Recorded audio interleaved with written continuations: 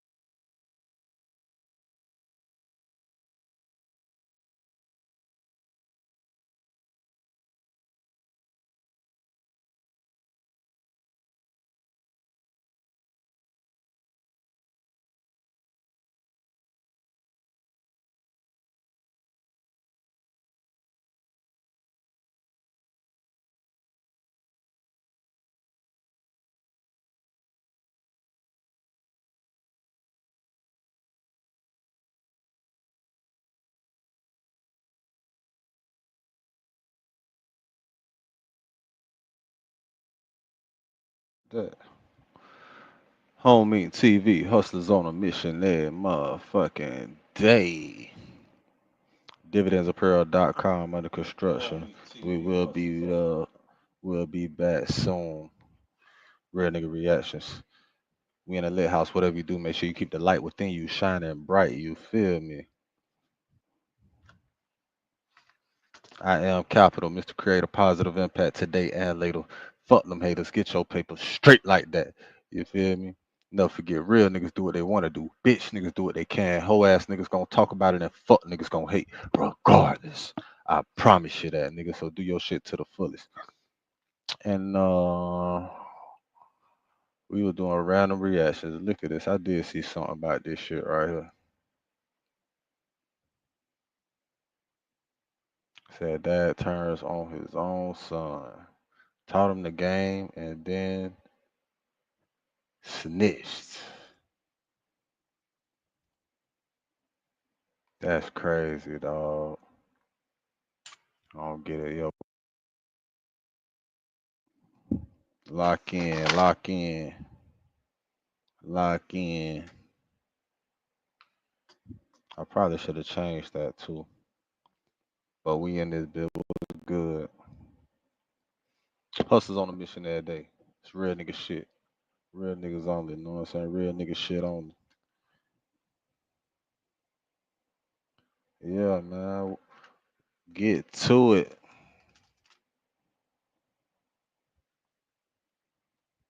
All we do is create a positive impact today and later.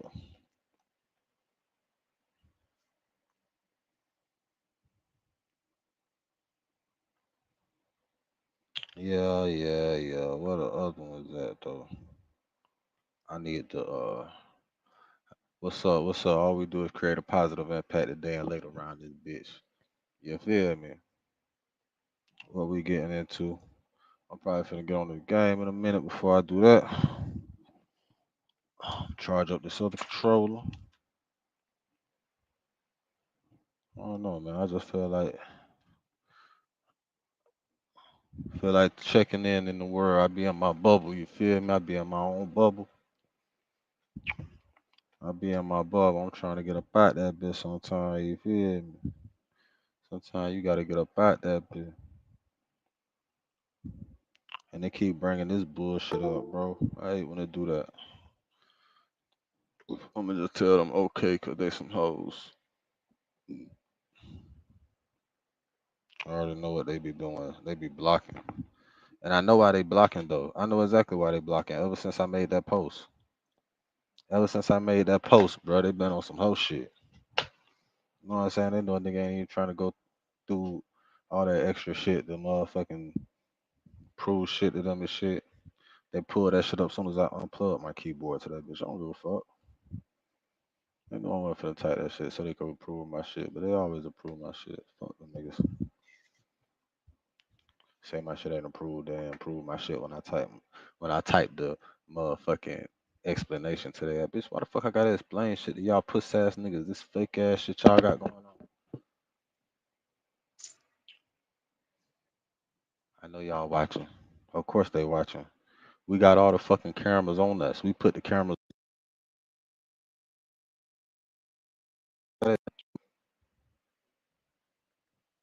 Of course they watch us. Of course they watching everything. Of course they is. Yeah, of course it would glitch when I'm talking about them watching us. Of course it would. Of course it would glitch and do shit like that when I'm talking about them watching us because they watching us. They want to interfere with the message of me telling you that they watching us, regardless. But they still gonna be watching us. They forever gonna be watching me, you, everybody. If your ass go outside, they watching you as soon as you step outside. If you got security cameras in your house, they watching you while you at home. If your ass be streaming and shit like this all the time, they watching you. Bitch, it ain't just them stream, it ain't just your people, your fans. There's all type of different people. It's people watching you, and it don't even alert you that they watching you.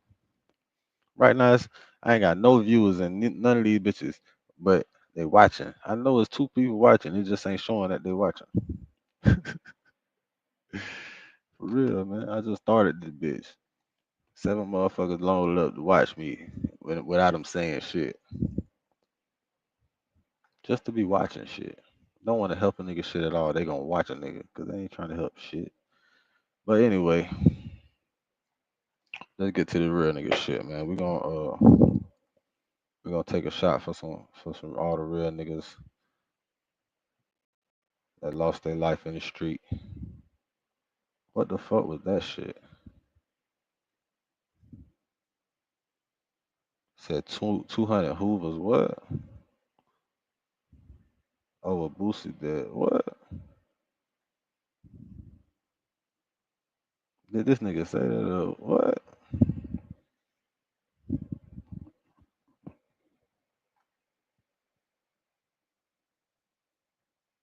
I don't even want to see that because they might do some shit. You feel me?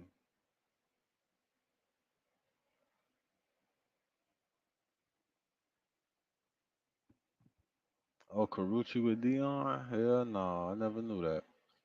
But shout out to Dion, man. That boy cancer free now.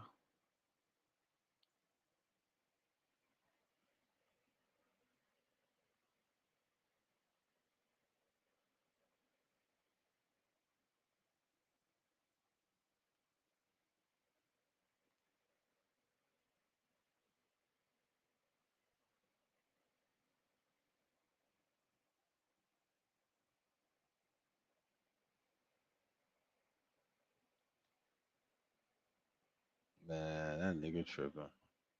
We not even finna watch that shit. Alright, man. This the shit right here that they was showing about Boosie. Man, fuck that. We finna go. We gonna look at somebody that's from the state, man. What's going on with this nigga case? We know his trial started when last week. Who is the person that was captured on the video recording shooting Charles McCormick? And now Pop's on the stand. Gotta doing that in front of your son. What's your son's name? Hakeem.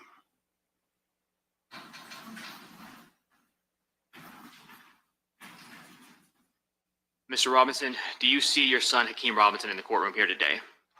Yes. Can you tell us where he's seated and what he is wearing? He sitting between these two lawyers right there with a beige suit on. The record reflect the witnesses identified Mr. Hakeem Robinson. Okay, the record shall so reflect. And do you also see Leroy Whitaker in the courtroom here today? Yes. Can you tell us where he's seated and what he's wearing? He's wearing a gray suit, sitting right next to his lawyer. Is that which table? Front table. The record will reflect. All right. Now, sitting here today, you realize that you are testifying against not only co-defendants, but family members. Yes. Why are you doing that? Well, I have a number of reasons. What are they? I got some health issues. I got 2 6-year-olds and an 8-year-old daughter. And, but my 8-year-old daughter asked me when I'm going to come take her to the daddy-daughter dance. Objection, hearsay relevance. Overruled. You can answer. When she asked me over each year when I'm going to come take her there, and I keep letting her down. Then my 6-year-old son, when he asked me if I'm going to come to his football games, come take him fishing. My other 6-year-old, he asked me, when I'm going to come see him, when he begging me, please come see me, daddy. He want to teach me how to play the game, but he don't know where I'm at. Things like that. My health issues. What health issues do you have? I have diabetic. I'm diabetic. I'm on high blood pressure. I suffer from congestive heart failure. I just found out. So basically, he testified because they were gonna lock his ass up, and he want to be around for his kids. That's what he's saying. Basically, they were gonna lock his ass up if he didn't testify. That's that is the short answer. They was finna lock his ass up if he didn't testify. That is the summarized answer to that question. He trying to break it down like that because his son, you want his son to understand why too, but no, that is the summary. His ass was going to jail his damn self too if he didn't testify against his son. They put that man against his son. Now, if there's laws to prevent you from testifying or prevent your wife from testifying against a spouse, why isn't it like that for parents? Like, why ain't it like, why would they, you know what I'm saying? That's fuck. That's, boy, look, man, look. I know that boy was sick. June 25th, that my kidneys is failing rapidly. Has Common for him to wear. Yes, sir. Have you ever seen him wear the hoodie with it pulled up over his dreads? Yes, sir. And did that look similar to what was captured in the dash cam video of the murder? Yes, sir. And again, as Hakeem Robinson's father, when you look at that video, to you, that is Hakeem Robinson. Yes, sir. When you watch that video, Now, see, that's why they put his ass on the stand in the first place. You can't tell if that's your motherfucking son for real. You just can you tell? I mean, of course, you appear, you probably could tell, right? But if his face is covered up, that's all. You know what I'm saying? That shit is all.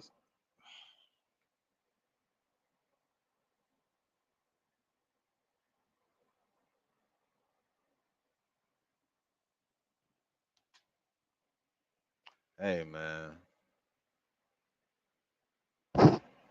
was there anything about the clothing that also stood out? No, it was the shoes though. And what was familiar about the shoes? And then you give an extra like you give an extra information. They ain't even. Oh my god, bro. You can't even blame niggas for not having no right OGs because niggas' fathers wasn't shit. Niggas' fathers don't even know how to play the game. Like niggas, oh my god, you.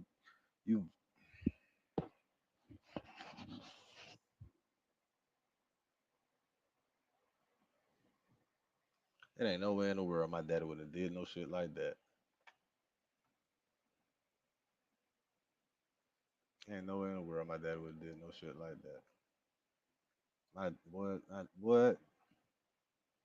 I don't give a fuck what health problems that nigga. Ain't no way. Listen, my daddy do me like that. First of all, I'm the only child, man. He ain't got no other kids to worry about. No, I had not seen If it was them some gray shit and for white me, my Jordans daddy before taking that One shit. who? He ain't even. on Y'all, Hakeem. if they threaten to lock my So daddy up, if they was to threaten to lock my daddy up if he testify against me, guess what? He finna sit his ass down because y'all got my daddy fucked up. He ain't even finna say nothing in his goddamn room. Y'all don't know what the fuck y'all talking about, man. That could be a kid resemble my son. I don't know what you talking about, man. I see my son, yeah, so all y'all crazy as hell, man. I ain't got nothing to say to y'all about shit. You gonna lock me up because I ain't got nothing to say to y'all. Fuck y'all. Take me to my cell, bitch. I ain't nowhere in the world. Bitch, my dad ain't even turned on his peoples when niggas turned on him. I know he wasn't gonna do no shit. He would have you've never seen did Hakeem no shit. Robinson with Oh shoes my that god. appeared to you to be the same as what the shooter was wearing. See, my dad Yes, was a sir. real OG though. Know what I'm saying? Anything about the firearm look familiar to These you? niggas ain't got no real OG, Yeah, no it looked real like I pop. seen on the video before. But he's maybe trying to be a You believe real pop Jury to his other selection is kids. underway But for that's two of the crazy. three people charged for the 2020 murder of Charles McCormick, also known as Little Buck. McCormick was killed outside a shopping center in Arlington. Keem Robinson, better known as Queso, and Leroy Whitaker are being tried together with separate juries for the 2020 murder of Charles McCormick Jr., better known as Lil Buck. Robinson is charged with Rest in first-degree peace, Lil murder as a Buck. criminal gang member. Whitaker is charged with first-degree murder as a criminal gang member, burglary with assault or battery, and home invasion robbery. Both Robinson and Whitaker are alleged to be part of the ATK gang. On January 15th, 2020, McCormick was shot and killed outside of a shopping plaza in Arlington. Investigators say Robinson, Whitaker, and Dominique Barner followed McCormick from his house to the shopping plaza with the intent to kill him. Officials say Robinson killed McCormick because he made a rap song that dissed the late rapper Willie Addison, better known as Big Goon. Robinson, Whitaker, and Barner drove away and were chased by JSO until they crashed. Whitaker and Barner ran into a woman's house and allegedly held her hostage for an hour until they were. This is part of the deception that AI was talking about how the government using this shit against us. This is part of the deception. This how they trick niggas. You know what I'm saying? Got niggas killing niggas like,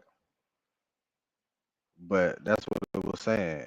It's trying to keep us blind, trying to keep us distracted, keep us on this stupid ass course to where if we wake up, then it's gonna be chaos when we realize why we actually being controlled. Like these little niggas don't even know they being controlled. They being controlled by the music. They kill they little brother. You know how many young niggas they killed their family? They don't even know it was their family. Cause niggas don't even have family reunions no more. Niggas got is distant cousins from niggas. Like niggas that literally killed they half brother and didn't even know it. Probably still don't know it. Some niggas done found out late. They done killed they motherfucking blood. And some niggas end up being fucked up behind that shit. And this is what that shit was talking about. The chat GPT shit. When niggas wake up and realize that we being controlled and played all across the board, especially if the young niggas, the YNs, oh man, if everybody just then it's chaos. Everything's tore up. It's just like what they don't want. With all this shit, the George Floyd shit, all that shit supposed to erupted this bitch. We supposed to tore this bitch. We supposed to tore this bitch down. This bitch need to be torn down because they been playing the whole time, using these frequencies, the music, playing with us, with our kids and shit, playing with the generation. Remember how hip hop was? Hip hop was positive, uplifting. It was about a message. It was about staying, you know what I'm saying, on point. Man, they done took that shit, flipped around, and made it murder. It's all about it's murder music. Cause why? Cause it's money and the uplifting. They done the dust like that shit ChatGPT was talking about. They don't want freedom for everybody, but who do they want freedom for though? So I'm gonna have to do my own type of questioning with that shit because I got so many other fucking questions. I'm like, why the fuck he ain't ask this? Like, what the fuck? Why the fuck ain't like I got questions for that bitch. My damn, I'm gonna do my own shit. But before we get off topic, before we get off track with that shit, niggas being controlled, bro. The niggas being played. Picked up by Robinson's dad, Abdul Robinson Sr.'s house and allegedly held her hostage for an hour until they were picked up by Robinson's dad, Abdul Robinson Sr. Police say security video shows Abdul Robinson Sr. escape after the killing. Barner took a plea deal, and Abdul Robinson Sr. is charged with accessory after the fact. Action News Jack showed you the moment Abdul Robinson Sr. blamed his son Hakeem for killing McCormick. Now, when you watched that video of the murder of Charles McCormick, did you recognize the shooter? Yes, sir.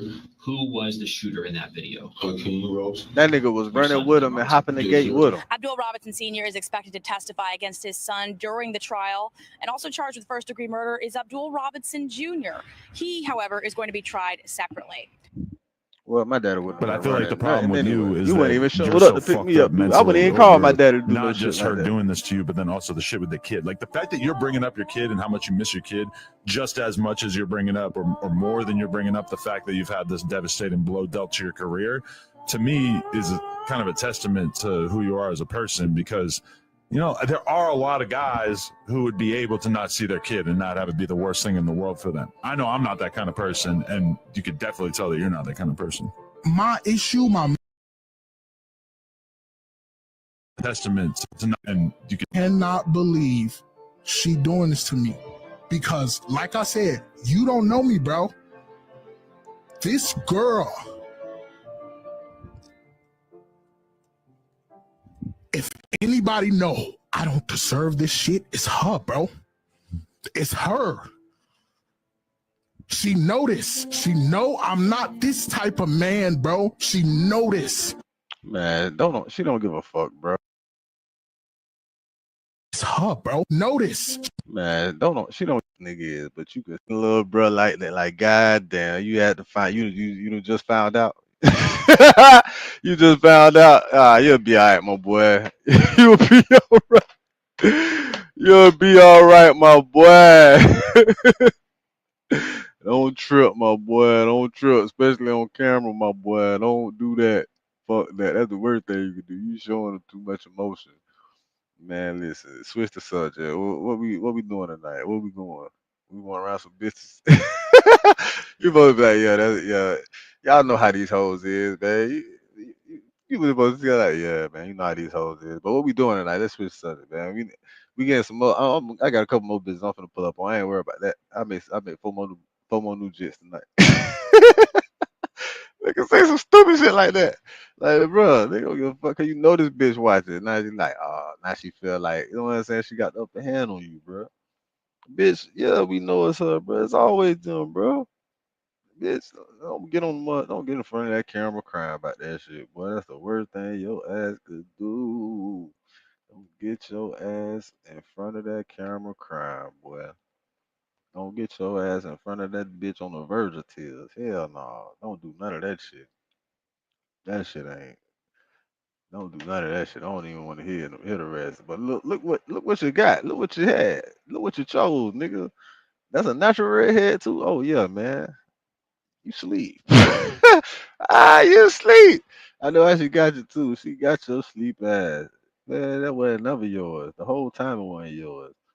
Man, listen, I can tell you right now, that wasn't never yours. I wouldn't give a fuck. No, that shit wasn't never, ever. It was just your turn, my boy. That shit definitely wasn't yours. All right, man, let's look at this shit since it scrolled across my screen yet again so fast. The fuck is this nigga? OG Gumby, a non-Deuce Hoover gang member from LA who gave back a death sentence, said he kidnapped Boosie and held him for ransom. Hey, first thing I said, this had to be back in the day when Boosie was a teenager. Nah, this was just a few years ago. I'm talking about when Blue was signed to Boosie and Boosie brother TQ was his manager. According to Gumby, he paid TQ for Boosie to perform at the event he hosted. TQ charged Gumby $7,500 extra. Never told Boosie about the show, kept the money, and according to Gumby, he lost $50,000 to $55,000 that day. Time passed. Boosie went to LA for a Live Nation event. and was locked in a room with Gumby and Hoovers. Check it out. I needed to talk to Lil Boosie about my money because his manager is the one who's in control of his business.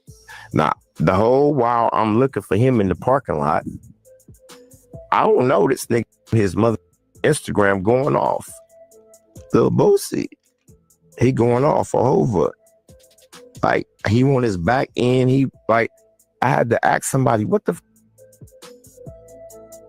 this nigga talking about his back end? I thought once I paid, like, I didn't know. I'm naive to the whole little script. So they telling me what he's talking about, but that don't have anything to do with me. You talking about Jay-Z and Live Nation and your back end. I don't know nothing about that. But I do know about your brother TQ stealing my mother money. On Hoover, we need to address that. Mind you, this is a concert with Lil Boosie and 200 hoops. It just so happened that his brother didn't come. So I had to deal with Lil Boosie. Because he knew what the fuck he did. And just like he see him on TV, he cocky. Oh, his brother didn't come. Just like he see, but see badass in here. Gumby badass over though. It went bad because he's mad at Jay-Z now. I ain't never met Jay-Z before. I'm from Hoover. I'm off Cold and the Fig, nigga. I don't know none of these people you talking about. But your brother just made me pay $7,500 more out of my budget. I need to holler at Groove. So he doing the whole Boosie. And I understand that I approach him. What's up, bro? I'm gonna be out through the concert for you. I don't want to hear all that shit. I need my back end. I don't understand what he talking about back end. I approach him again. Over Boosie, listen. Wait, bro, listen. You know what I'm saying? I just got out of prison. I explained my whole situation to him again. He shut me off again. I'm sorry. He shut me, you know what I'm saying? He shut me off again. And, you know, at that point, I kind of like got upset because it was a miscommunication. He was a real nigga, was in a bad situation. That's why he went on and fired the bitch Q Hoover that night. He said, book me at Boosie.com. Some real nigga shit. But at the end of the day, on Hoover though, when Groove was allowed to leave up out of the room, said, and how that actually played out was that I explained to him after I caught his attention that his brother had stole from me. And I showed him the bank account and I explained to him what happened. And he agreed that he never received that money, you know, saying that his brother TQ was on some fat shit and me and him was going to do business. So if you see the footage from the concert, me and Lil Boosie went out and did a whole duo. Over. Guy said, but at the end of the day, our business is still not finished. Over. I lost $52,000 in that concert and I need my money. Hey, if y'all want to go check out that full interview, make sure you tap in with Real Tune TV. Now, y'all get in the comments and tell me what you think. Gumby said he had Boosie in a room with 200 Hoovers. He said Boosie ain't back down. And he gave Boosie the benefit of the doubt that Boosie was outnumbered. It was just Boosie road manager, his security from Grape Street. He said Boosie ain't back down, but they did come to an agreement that Boosie would make it right. And that day, he went on stage with Boosie and they rocked the show. But at the end of the day got to end. Boosie didn't make it right. Boosie didn't come back and do a show for Gumby. But at the end of the day, right, Boosie will miss $55,000. Hey, y'all let me know, do y'all believe this Gumby story? Hell yeah. Gumby seemed like he's serious. That boy almost dropped a tear. These niggas on the side to be He had to wipe his eye. I'm trying to tell you. And he apologized to Real Tune TV. Say sorry, got emotional. I understand. I feel him, but fresh out of jail. Probably the only thing he had to his name with him 50,000. He's trying to flip it because you already know you got to book Boosie or Jeezy. You guaranteed to make your money back. I know in Florida for sure.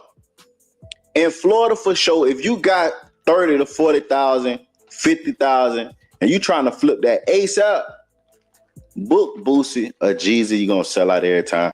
Every time. Every time. That nigga ain't fucking lying, boy. Yes, Florida. Boosie. Gotta put it like, come on, man. Come on, man. Every fucking time, man. Come on, man. They got me pulled over again, man.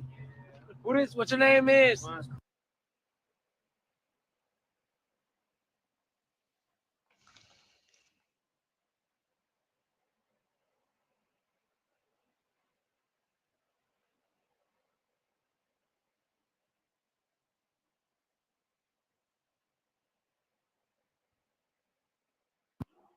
This is Dabu7, and believe it or not, we have yet another object, this interstellar object, making its way toward Earth that many are saying could be an alien probe.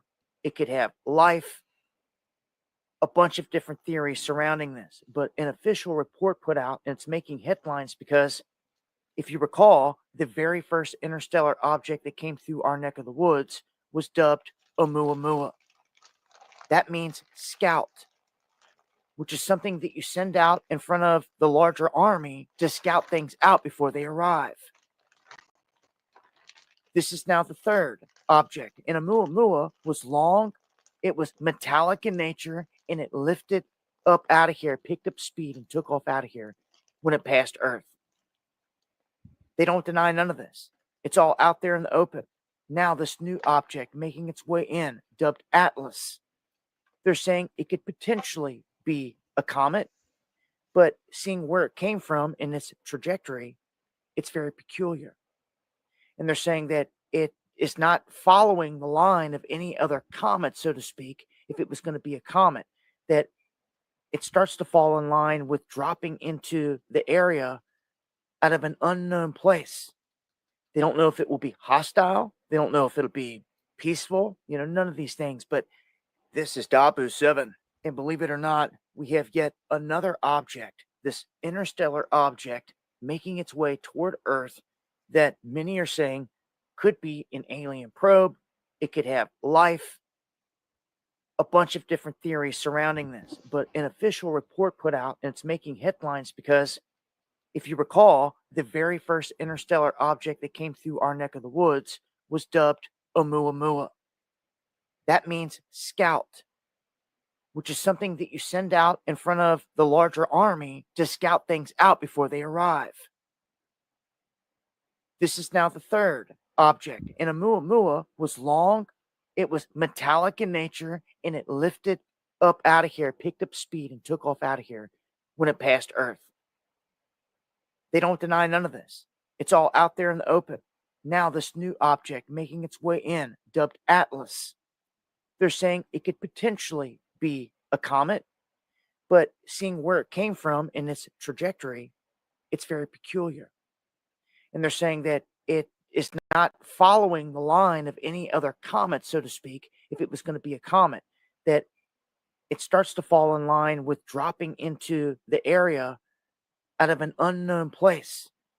They don't know if it will be hostile. They don't know if it'll be peaceful, none of these things, but it's obvious they've been setting the stage for a grand show.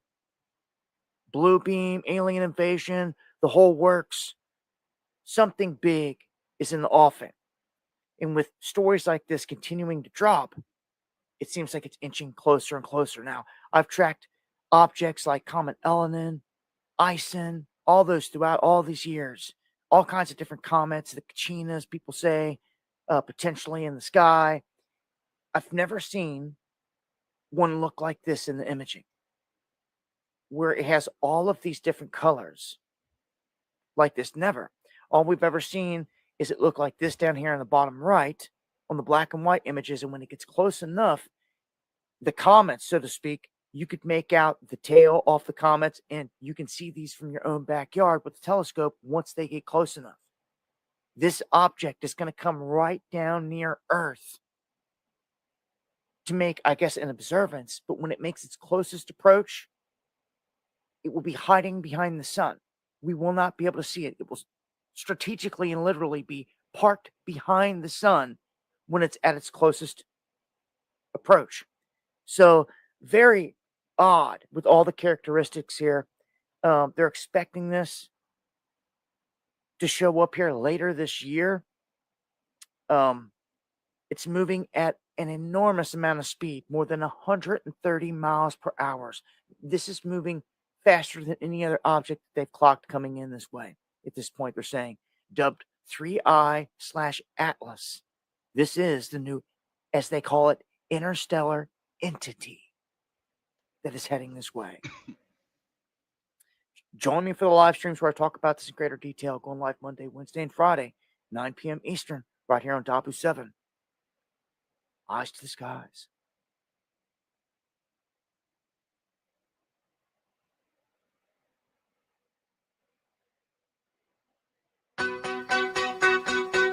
Man, that was December 2023 talking about the race was over. Man, that was 2 years ago. What the hell on?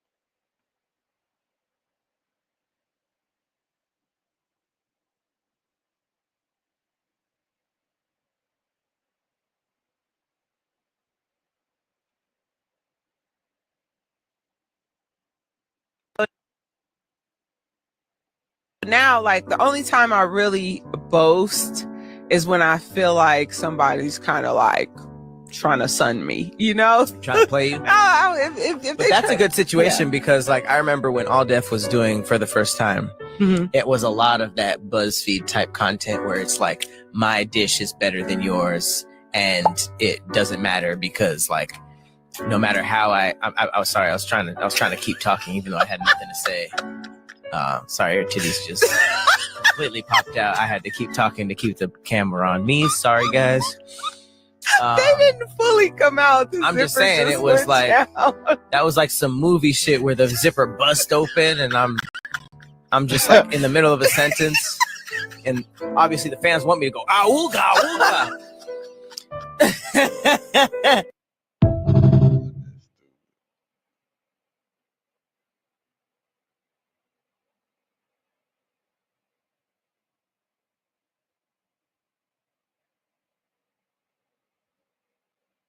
All right, so I know y'all wondering, like, how am I, living in the storage container? Well, I'm gonna tell y'all how I manage.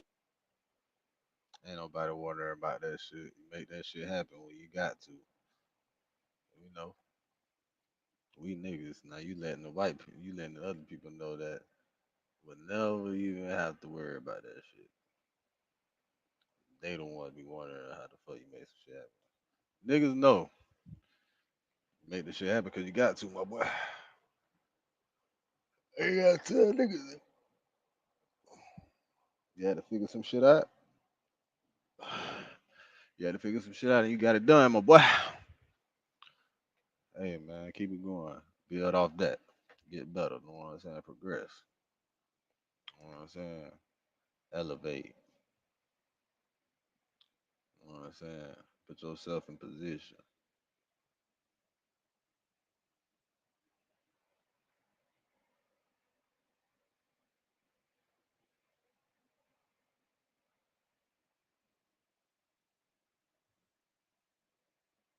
My revenge in the pen, hitting purpose.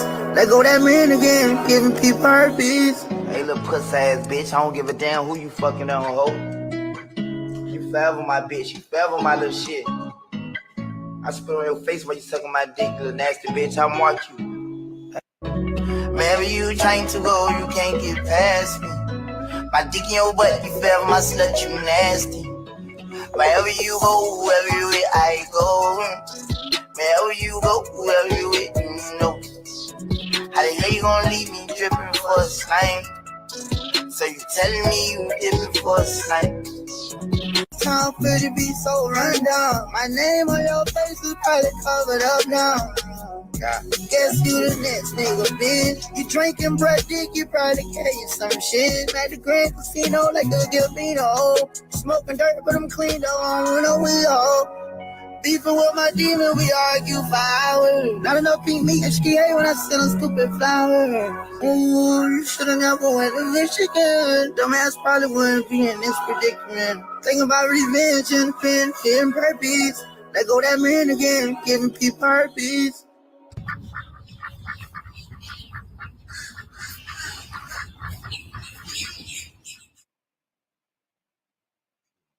Worse. It's always a lot worse. I owe NBA Youngboy an apology too. Let's start with accountability. I owe him an apology. Yes. Man, that nigga Kodak crazy. There go that man again. What he doing, Kodak? Oh man, that man crazy as hell, man. There go that man again. Giving what man? Oh man, Kodak crazy. Niggas need to make a song called Kodak Crazy. They got Kanye crazy. That boy Kodak insane. Boy, the song that NBA gonna do, boy, that nigga gonna have some shit. Boy, that nigga finna talk too much shit now. This shit finna go stupid. Why do you niggas doing? Why? I know why. Because it's orchestrated. It's all a distraction. It's all bullshit. All this shit is bullshit. Alright, man, that's enough of this shit right here, man. I'm getting off of World Star, bro. Cause this shit crazy. But shout out to Dion, man. That boy cancer free. Man, what else on here, man? I ain't even scrolled down to yesterday. Oh yeah, I forgot, bro. This nigga missing. Julian, where you at, bro? A young inventor with a big idea, and now he's missing. Julian Brown, the mind behind turning plastic waste into fuel, hasn't been seen in over 2 weeks. What happened to him? Julian Brown, also known online as Jab, is a 776 Foundation Climate Fellow and the founder of 2 green companies, NatureJab and Jabarima. At just 12th grade level education, he's already built tech that could change the world, a microwave pyrolysis system that turns plastic into gasoline. He's been featured on platforms like the Weather Channel and praised for live demos showing exactly how his process works. But now, he's missing. According to multiple social media posts, Julian hasn't been heard from since July 3rd, 2025. It's been over 2 weeks.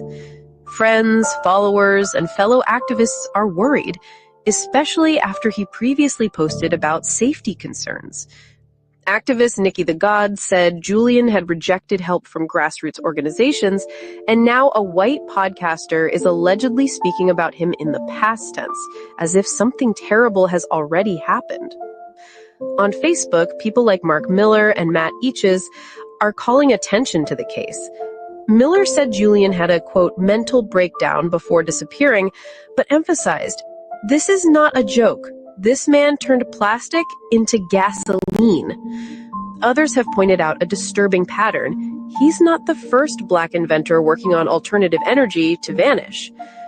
Posts with the hashtag Where's Julian Brown are now flooding timelines, with many wondering if his groundbreaking invention made him a target. Of course it did. Whether Julian Brown is missing by choice, in hiding, or... Like, is anybody really wondering about this shit? Bitch, we know it was a target.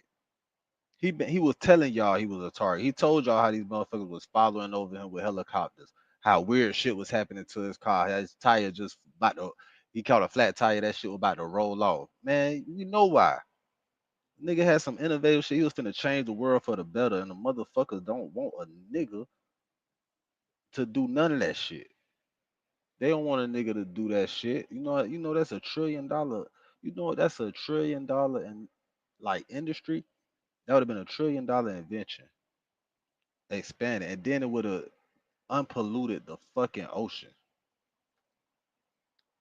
You know how much pollution in the ocean, how much plastic is around this bitch. You could go just cleaning up the ocean. You got people cleaning up shit and just getting plastic for you all around the world. This shit won't cost nothing. It'll be just cleaning up the world of plastic just all around this bitch and turning it in fuel, energy, shit we could use for energy, and then move around this bitch like heat. Like, nah. And a nigga invented this and had this going. Nah. Nah. Not in America. Of course a nigga gonna go missing around this bitch. And especially if he doing it and broadcasting that bitch on social media. Cause the nigga gotta do that to try to get some funds. A nigga gotta promote the shit. Some type of way. Nigga, if he don't show and prove, niggas ain't gonna believe in it, right? But show and prove come with other shit. Other motherfuckers knowing. Hating ass, envious billionaires that want to shut the nigga down. Racist motherfuckers knowing. Man, I just hope he alive, bro. I just hope he got the fuck on his down, so he just got missing himself. That's what I hope. I hope he got missing himself to accomplish his shit and got the fuck on up out of dark. That's what I hope. I hope he did that. Cause that's the only way. You gotta disappear. Get off the grid. Go somewhere and really do your shit. If you really want to do that shit, bro, you gotta get the fuck off the grid. If you really want to change the world, until you got whatever the fuck your idea figured all the way completely out, don't tell nobody about shit. I don't give a fuck. And even then, don't tell nobody about shit.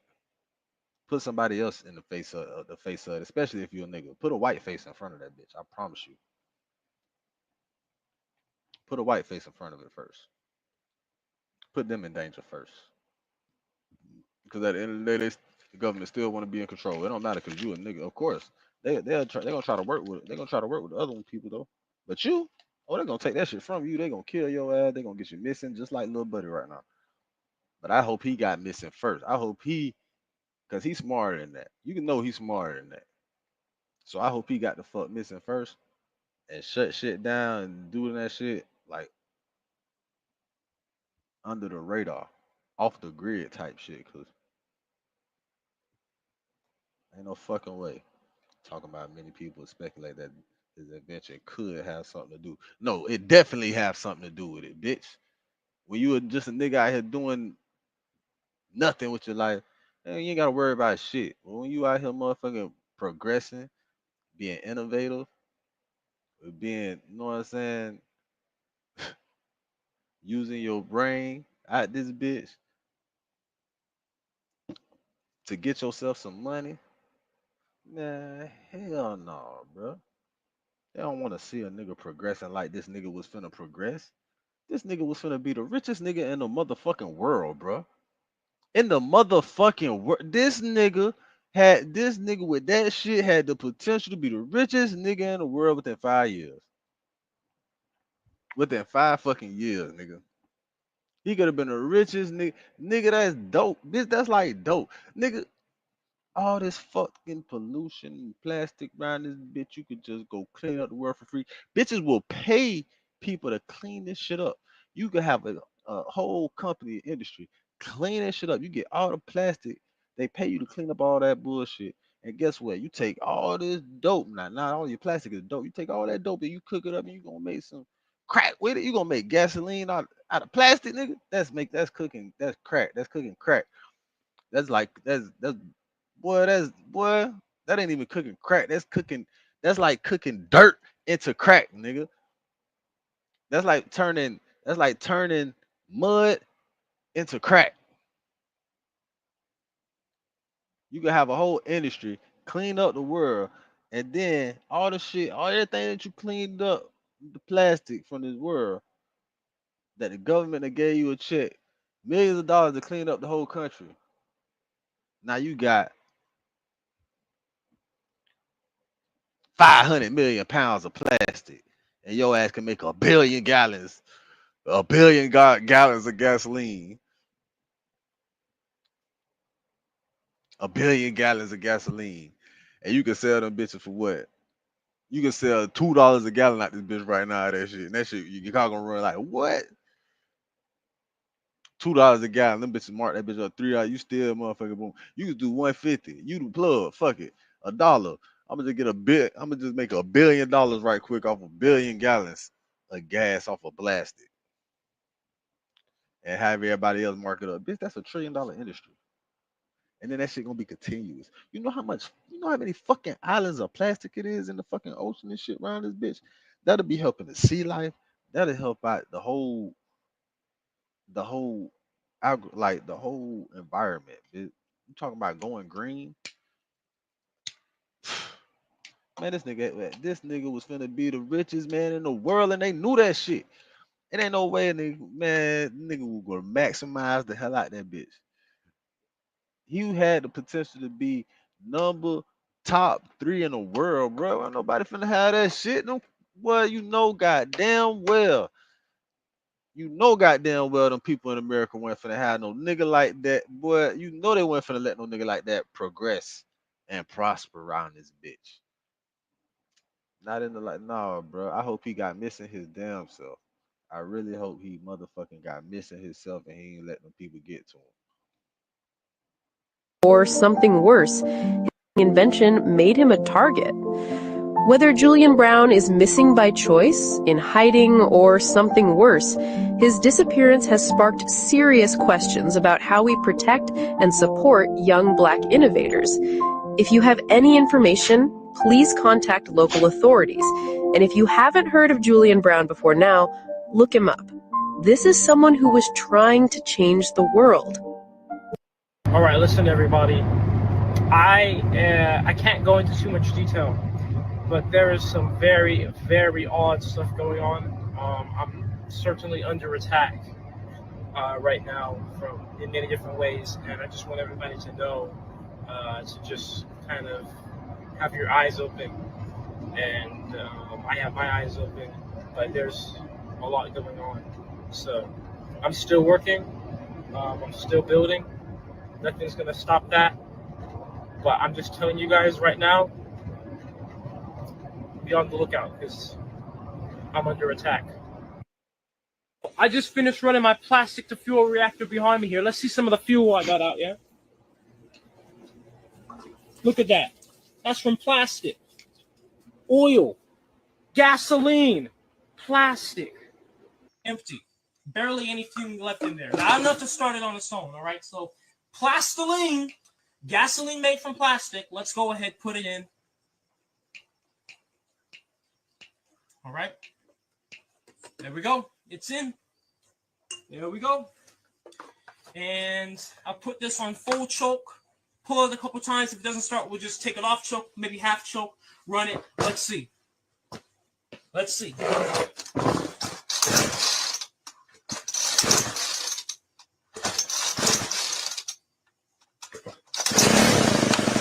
Oh yeah, baby. Oh yeah, baby. You heard, baby. You heard. Let's go. Let's go. You heard that? Hold up. Let's go, baby. You heard that? Real talk. Is my plastic to fuel reactor, and it creates gasoline, diesel, and jet fuel out of plastic waste using microwaves. Now, I've recently gotten my unique design patent pending, and everybody's telling me, Jab, you got to make a statement. So I say, why not? Clean drinking water, a natural resource we often take for granted near the Great Lakes. But Moses West knows a water crisis is quietly growing. Everybody knows we're running out of water. A problem the retired ranger spent the past 4 years working to eliminate. All the water that we need it exists right here in the air. He believed so strongly in that idea. In 2015, West invented an atmospheric water generator, or AWG, a machine that takes in air and turns it into drinking water. We're at the place now, I think, making 50, 100, 200, 250,000, a million gallons of water at an incredibly low energy consumption. I think cheaper than groundwater by far. Cheaper than desalination. So far, 12 of these AWGs exist. West planted them in 3 areas, including the Bahamas, Puerto Rico, and Flint, Michigan. I need to engage with the people here, and I need to show them what this machine does, and they need to understand that it is their machine, and I am here for them. West says his AWGs are federally approved, and the water quality is also tested by the Colorado Water Authority. It's clean. It's good enough to drink. No bacteria or anything in it.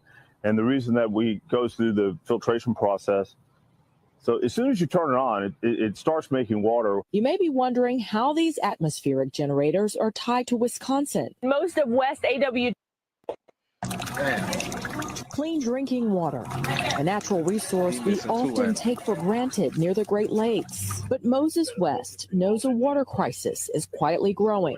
Everybody knows we're running out of water. A problem the retired ranger spent the past 4 years working to eliminate. All the water that we need it exists right here in the air. He believed so strongly in that idea. In 2015, West invented an atmospheric water generator, or AWG, a machine that takes in air and turns it into drinking water. We're at the place now, I think, making 50, 100, 200, 250,000, a million gallons of water at an incredibly low energy consumption. I think cheaper than groundwater by far. Cheaper than desalination. So far, 12 of these AWGs exist. West planted them in 3 areas, including the Bahamas, Puerto Rico, and Flint, Michigan. I need to engage with the people here, and I need to show them what this machine does, and they need to understand that it is their machine, and I am here for them. West says his AWGs are federally approved, and the water quality is also tested by the Colorado Water Authority. It's clean. It's good enough to drink. No bacteria or anything in it. And the reason that we go through the filtration process, so as soon as you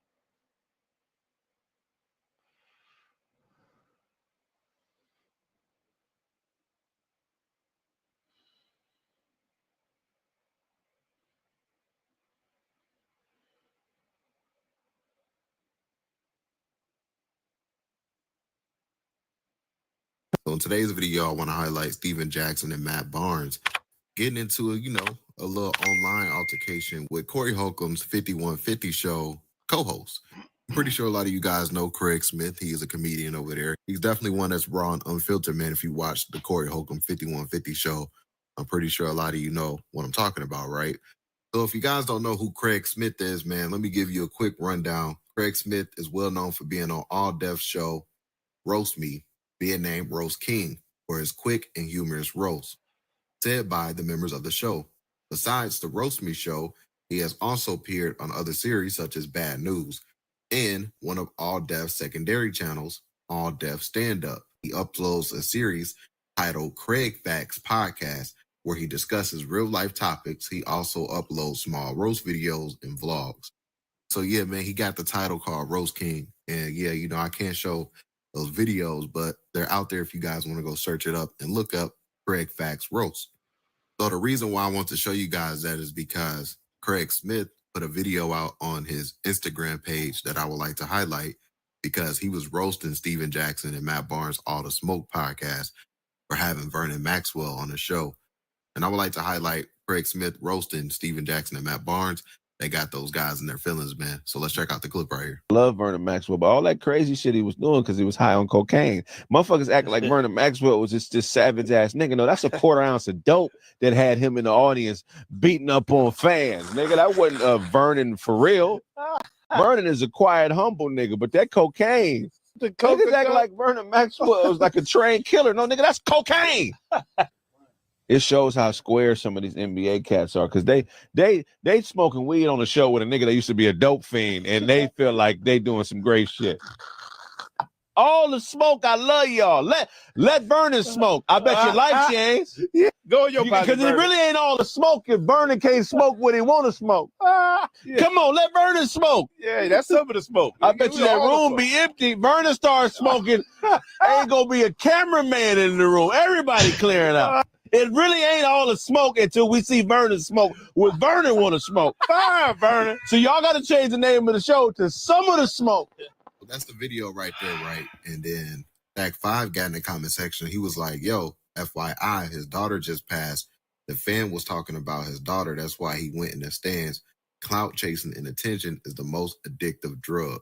And then Steven Jackson responded, super weak, but you got to say our name to be relevant. We all got demons in our past, but we help our OGs, not kick them when they down. We've all done shit we regret. Craig Smith responded and said, Stack, it's all love and respect. This is just observational comedy. I was raised in a trap. I love what y'all do, and I'm a big fan of Vernon. I'm a comedian. My job is making humor out of honest, real situations. And then he said, clout chase? No, sir. I write jokes. I respect what you're saying, why you're saying it. This is how men talk and joke for real. And also Matt Barnes hopped in the comment section as well. He said, it's all fun and games till you disrespect. Know what you're talking about before you speak, goofy. Craig responded, goofy? LOL, you a wild man. With all respect, this ain't that. So after the comments, man, Craig Smith doubled down, and he had made a video responding to the comments. So I would like to highlight that video. Let's check out this next clip right here, guys. And if you can, guys, be sure to hit that like button for me. That really does help support my YouTube channel and get these videos pushed out to the algorithm. Let's check out this next clip of Craig responding to Matt Barnes and Steven Jackson, hopping into his comment section. And Craig honestly felt disrespected by that. Let's check out the clip right here. Hey, Matt Barnes, a goofy? Ain't you the one that drove a couple 100 miles to beat up Derek Fisher over a bitch that still had his semen on her breath? Ain't you the goofy that drove hundreds of miles, 20 counties, 15 jurisdictions to put your hands on a nigga over that had his DNA on her breath? Goofy. Nigga, shut up before I call Mo Cheeks. Be quiet before I call Mo Cheeks. Go! You a ball player, man. You niggas trick on bitches and learn how to read good later in life. What is that? That's my name. Oh. And that's the problem with some of these ex-athletes doing podcasts, man. They brands is for 9-year-olds, white gold diggers, and goofy niggas that's in the Jordans. My brand is for the everyday working man. Get it from God. God! So that's the video right there, man. Matt Barnes responded and said, you a fan. You follow me. You post my ish. I don't even know you. You desperate for attention because your stand-up ain't making no money and your pod is weak. Use my name for some attention and some clicks. But like I said, we can box whenever. Gloves or no gloves, on camera or not. When we done, we can smoke one. And Craig Smith responded to that. He said, LOL, it will be a pleasure to share the ring with you. That's And real, Matt because Barnes he ain't no also made bitch. another comment. Niggas act like he a bitch, that like he said, gonna curse. I drove Like, 15 minutes, but we can box whenever. Craig Smith responded and said, indeed. Okay, so that's the last thing that they said to each other online, man. And yeah, man, you know, my opinion on it is that it's set up the crazy fight.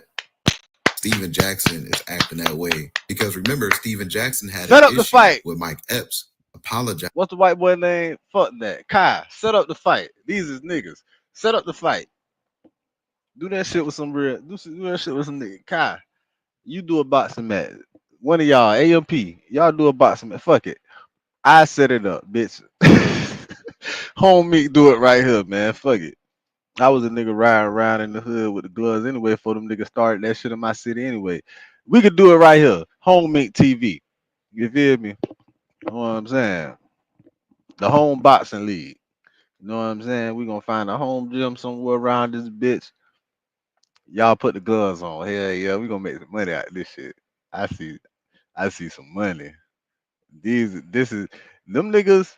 Nah, he probably out of his way. They not too far though. That'll be a good one. I like that. That'll be a good matchup. Two light skinned niggas.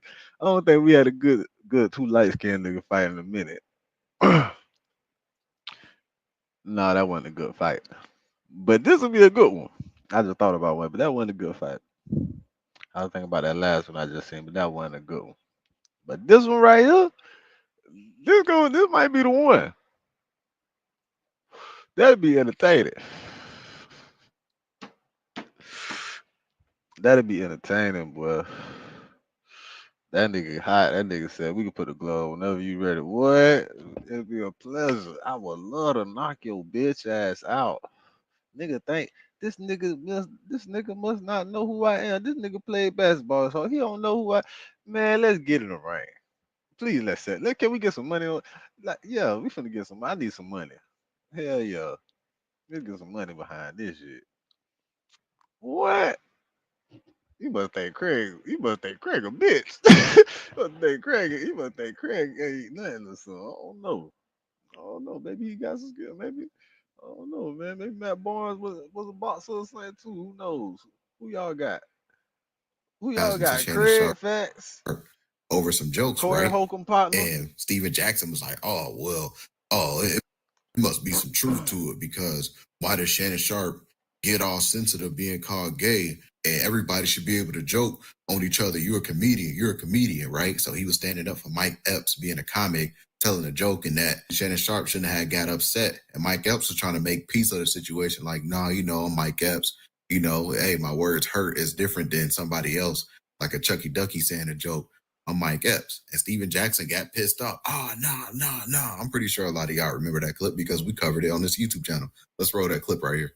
Right. On anybody. Period. Right. On myself. Got to be able to laugh at yourself. If I go on camera, if I'm doing stuff, that's what I told him too. But if they jokes, why you got to apologize if they jokes? Well, I mean, like I said, man, it wasn't Shucky Ducky telling the joke. It was Mike Epps telling. It was Mike Epps that got 5-season sitcom on Netflix. That's what happened, man. So we shook hands, we made cool. And one thing I wanted to show these kids. That's another way to do it. I wanted to show these kids that guess what? No matter how I felt about him and how he felt about me, that guess what? This don't have to end in violence. And I'm not about to prove myself to nobody and mess what I worked so hard for to show somebody I'm a real nigga. Nobody's too big to be talked about, though. You did the right thing, but everybody can be talked about. I not talk about everybody. Yeah, I have talked about everybody. I'm serious. I mean, I talked about Shaq straight in his face. I didn't call him Shrek and all kinds. He just be laughing. I'm thinking that he gonna laugh too. You only get mad like that when there's some truth to it, dog. That's just how I feel. Speaking of, I'm glad you guys got to talk and clean your piece up. But And so now I find it ironic that these guys now want to fight a comedian over some jokes that he told about Vernon Maxwell. So yeah, now I guess these guys should understand how it feels to have a comic say something that you disagree with or dislike, or you just don't find funny. Because now should Shannon Sharp get online and try to keep a beef going with them the same way Steven Jackson tried to do it with Mike Epps and Shannon Sharp, even though they had patched it up and everything? So yeah, man, I would like for you guys to get in the comment section down below. Share your thoughts about today's. Nah, Steven Jackson don't want to throw the gloves on with him. I think that's Matt Barnes that want to box. That's gonna be the matchup.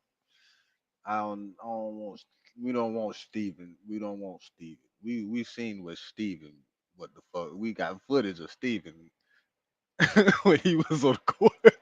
We got footage of Steven putting in work with Ron Artest. We don't need no more footage. We want to see Matt Barnes and Craig Facts.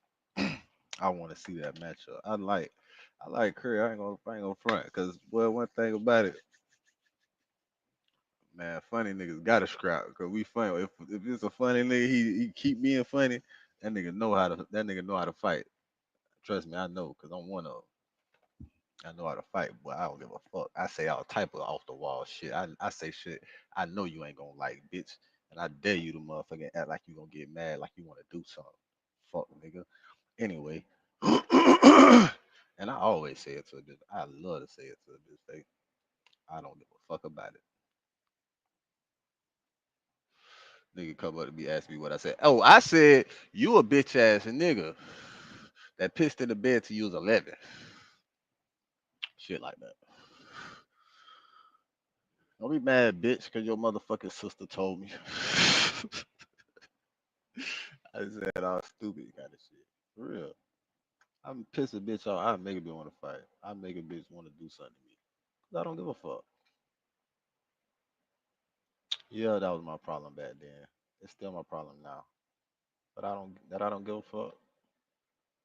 Fuck it, hurt their feelings. Some people need it. Fucking feelings hurt. Some people need a reality check. Need to be brought back down to fucking grass. Fuck earth. Bring their ass back down to the fucking grass. The mold grass. You know, where the fresh, they can smell the fresh blood of the grass after it just got cut. You know what I'm saying? That type of shit. Anyways, that shit funny. I want to see that. That shit is funny.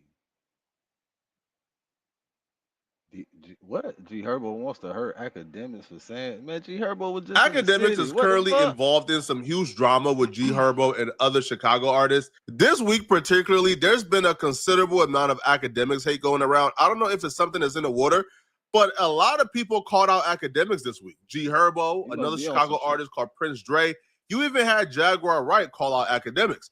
Now, in the case of G Herbo and Prince Dre, they called out Academics for his coverage on war in Chirac. What do you make of guys are serious. of like the content creators that have made careers basically off of you guys, like Academics or Vlad, or like people that are like people that cover you guys and have like made money off it? See, if I was the type of I don't give a fuck about that shit. If I did, That I'd would probably annoy be me. like, yeah, you know, cut me in or do something. Like, I feel like all those kind of guys, what they should do is give to a nonprofit organization in Chicago that I'm gonna challenge them to do that. Like, What's yours Academics, Vlad, all you niggas that did made money off of culture and people dying and bloodshed and shit like that.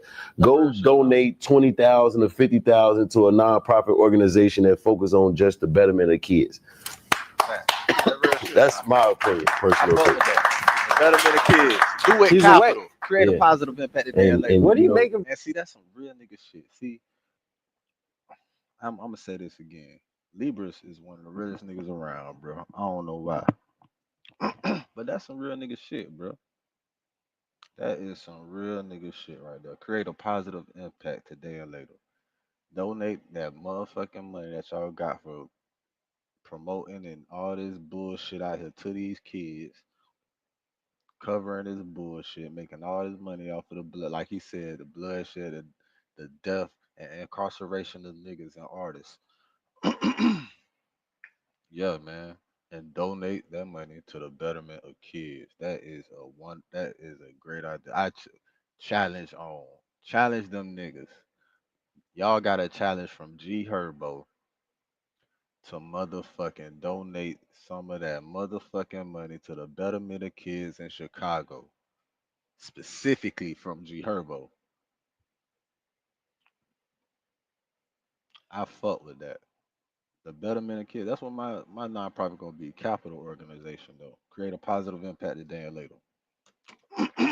And it definitely gonna be about the kids. That's 100. I fuck with her. Boy, look. Now after hearing this, I'm mad I missed that boy's show. If I would have heard this shit before his show, if I'd have heard this shit a day, a couple hours before that boy's show, I would have went to that boy's show just because of that. Just because of that. I would have went to that boy's show just because of that. But I ain't hear that then. That was just what that was Saturday. That's 2 days. That guy, Academics. He's academics. Like, I don't. It's a little bit like his life. Like, I fuck him though. Like, me and Academics, we done met, we chopped it up, we done interviews. But like, Yeah. I'm not gonna like see me and the man. I don't agree with everything he does, and that's okay. You could agree to disagree. Yeah. You feel what I'm saying? But like, he just Academics, bro. Like, You don't think being an adult man, as a man, And he's like, an just adult man as a man, is certain shit you shouldn't do and you shouldn't say. well, he's point just blank giving period. it. He's like, my liege, my sword. He's like, he's just sucking up to other men. Like, G Herbo has the right to feel how he feels. G Herbo came from those communities that was affected, and there's no one place to tell the victim or to tell the offended party how to be offended. So from G Herbo's perspective, I don't have no issue with what G Herbo is saying. Now, I would say that Adam Freeland added some spice to it when G Herbo was trying to be mature. G Herbo even said, hey, man, me and Academics bet, we talked, it's all good, I F with him. So Adam Freeland, like, adding some extra sauce to it, and then he's about to continue the ad hominem attacks. Now, this is where I think it went wrong at, right? Where some shit that he Adam got Freeland begins to call Academics a B and call him out of his name. And what G Herbo said essentially just got thrown in the mix of what Adam says, and then it got taken as a diss when I don't think G Herbo was dissing Academics. Yeah, it's like it's like kind of a crazy life. It's like he, and I'm gonna say this, and I'm gonna just leave it at that. Like he pick and choose when he wanna be like a real or aggressor or say certain shit that's just like your moral code should never allow you to say. Yeah. You can't pick and choose. Like on Wednesday, I'm gonna say some shit super outrageous. Then Thursday, I'm like a real like, or I'm cool. Or I fuck. I'm saying like, you can't do that because as a man, you got to be held accountable for what you say. So in certain situations, if somebody holds you accountable for that, you got to accept what come with that accountability. If I'm saying you he can't just shy seems like away from it, a you suck can't up. do no other shit. Yeah.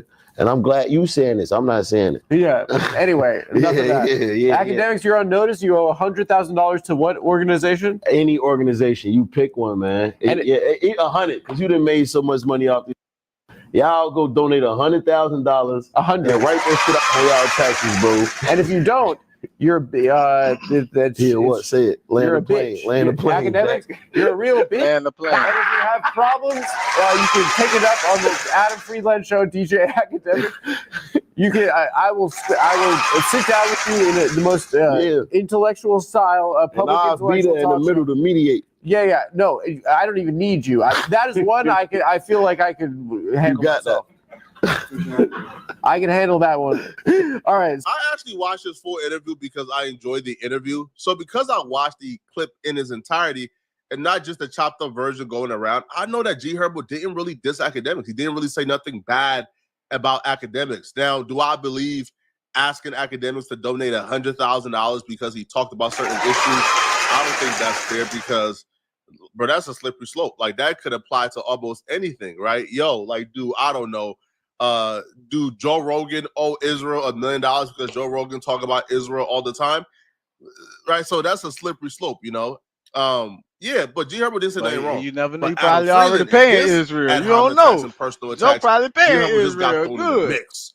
And that's Joe why probably I paying believe Israel, Academics and responded back as don't even viciously know as it. Academics That's why they responded gave back. him 300 probably. Because G Herbo was kind of calling him out. Adam Freeland called him a B. Academics just said, all right, bro, y'all can both get it. So Academics went on live stream, and he had a few choice words for G Herbo. And here's what Academics had to say. Okay, so whoever this idiot is, the idea that me or Vlad made our careers off of Chicago is utterly ludicrous. I would get into further explaining it, but why? And that's going to be my demeanor with a lot of this, because honestly, this war in Iraq situation is a lose-lose, no matter how you choose to respond to it. If Academics' goal is to make the conversation go away and not really have to answer to it often, then he probably would be correct in probably not responding back or giving it any energy. Because when you respond whenever somebody calls you out for it, all that does is it incentivizes other people to call you out for it. And in the case of Academics, he has apologized in the past. He has had the conversations in the past. He's owned up to it in the past. And he has given people room to come and confront him about it. But once you do that, his expectation was, once I do this, it will go away. Once I do this, these people will no longer feel the need to call me out on it. But once Academics is now seeing that's not the case, right? Like, no matter how many conversations I have, it's never going to go away. Now Academics is taking the approach of, I'm sick and tired of it. I'm no longer going to feed into it. Now, like I have probably more knowledge of Academics' career than most people. So no, Academics didn't blow up off of War in Chirac. War in Chirac was very crucial and pivotal to creating a community surrounding DJ Academics, right? Like the Chat Ninja, like the chat formed from the War in Chirac community, but Academics like kind of got his foot in, you know, by reposting the Breakfast Club clips. That got him a lot of subscribers. And then the mainstream news got him a lot of subscribers. Like Academics' mainstream news always outperformed the War in Chirac series, but the War in Chirac series was so niche and so specific that that's what set Academics apart from all the other bloggers. Now, Academics will address G Herbo specifically, and he would essentially say, listen, if I'm accountable, if I'm responsible for deaths because I cover War in Chirac, then he would also put blame on G Herbo for his music and his other actions in the community. Nas Beta in the middle to mediate. Yeah, whoever this nigga is, you're not relevant enough for me to even be in the same room as you. Just let you know that's Big Act, not the little one. I'll say this. First and foremost, let me give a proper address. The days of any Chicago rapper, resident, or anybody who comes from Chicago, period, trying to either guilt or try to make somebody like me feel that I owe y'all nothing is over. So if you want the proper response, that worked at a time where I thought there could be a, you know, everyone wanted to increase and be better as people. Number one, I'm all for giving back. I'm all for charity. I'm all for giving back to the culture in no matter what way. It could either be lending your platform, it could be donating your money, your resources. I'm all for giving back. I'm not for virtue signaling, soapboxing, or making people feel like you're undeserving. Also, I'm not for people thinking that anyone who's created a legit business who has profited from hip hop in general doesn't deserve it. So I'll say this, and this is my official response. Any nigga from Chicago, if you have a request for me to donate my time, my resources, my money, or whatever, because you feel like owe it to Chicago, to your neighborhood, to this other person, damn. Off. End of conversation. Off. Okay? I've tried to placate with y'all for like years. I used to be sitting there listening to y'all tell me this and well, you gave this guy a nickname. I get it. I've spoken in length about how I could have done the War in Chirac better. The War in Chirac is not the genesis of my career, is not the biggest thing that propelled my career, but it is something that is notable in my career. I'm not here to give no more apologies. No more apologies. But what I am here to do is to speak directly to people like G Herbo. G Herbo, check this out, brother. You perpetuate this bull when you talk to niggas like that and you say dumb shit like that. So you're telling me the media guy who covered the nonsense that you guys propagated, the beefs that you guys stirred up. By the way, all while this happened, you noticed that after stop investing in that Chicago scene, which rapper been popping from there? Not one. Damn. Half of the reason y'all got a career is because there was media that covered y'all. But none of y'all take that accountability. Y'all think the people who covered y'all owe it to the people, but y'all don't owe shit. Talk that shit, man. Talk that shit. Y'all made the music that we were reporting on. Damn. Y'all gave us the things and the content we were talking about. Y'all did all of these things. Y'all, or the people associated, y'all did all the killings. We never killed nobody. That's facts. And if y'all want to go with this whole, well, you know, you gaslit it, this and third. Well, I gaslit your career too. So you're gonna give me credit for that stuff, but what about y'all career? Would you be sitting there if it wasn't for me? Would any of y'all be sitting there? Also, let's just talk about this. And we're giving blame. Shit, hold Does on. Lil Durk owe all his money to FBG Duck? Because if we're talking about people who damn near died and catapulting your career and your platform off of someone's death, should Chief Keef give all his money to Tuka? When you start making that challenge to those people, but y'all never talk to rappers. That's why I don't like y'all. And this is why I stopped apologizing to y'all. This Big Act, never the little one. It's over. Academics helped the Chicago scene a lot. Academics made it really visible. Hold on. Y'all heard that nigga was talking big shit. Let's go back. We got into that shit again. Things in the content we were talking about. Y'all did all of these things. Y'all, or the reason y'all got a career is because there was media.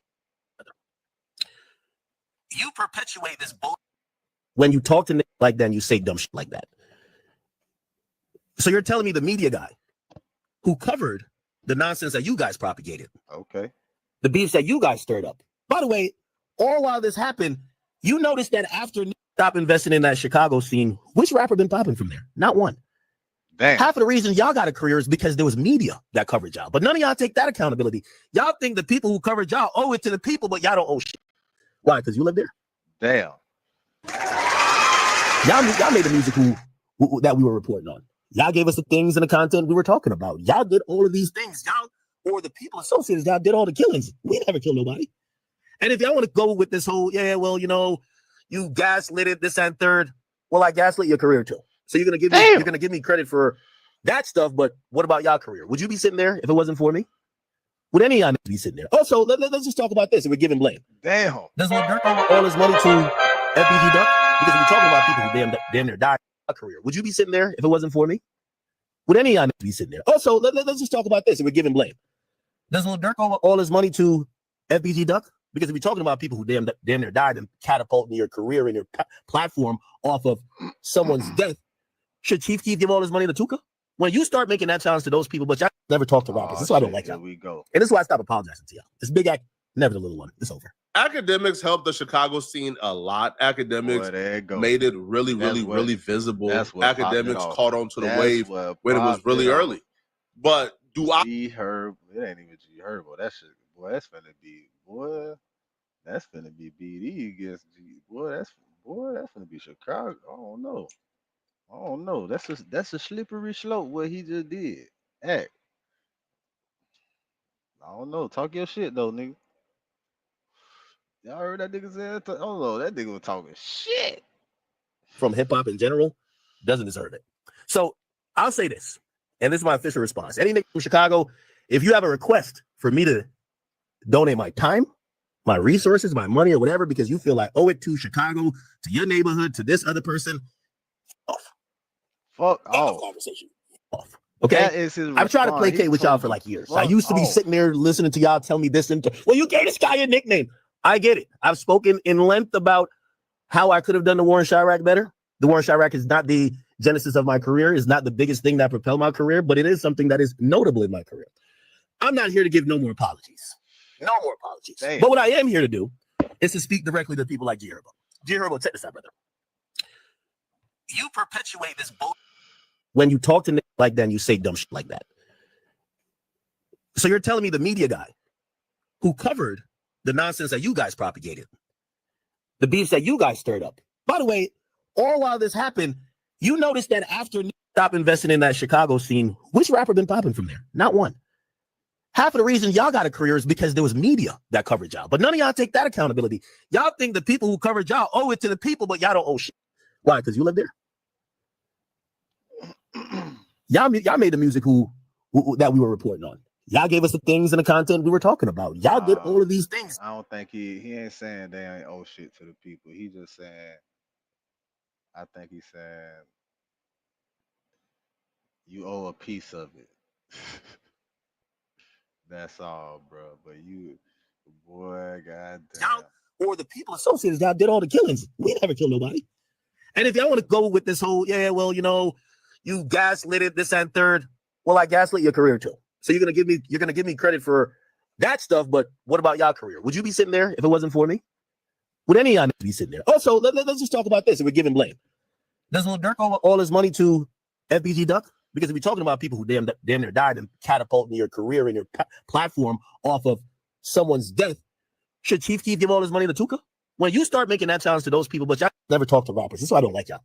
And this is why I stop apologizing to y'all. This big act, never the little one. It's over. Academics helped the Chicago scene a lot. Academics made it really visible. Academics caught on to the wave when it was really early.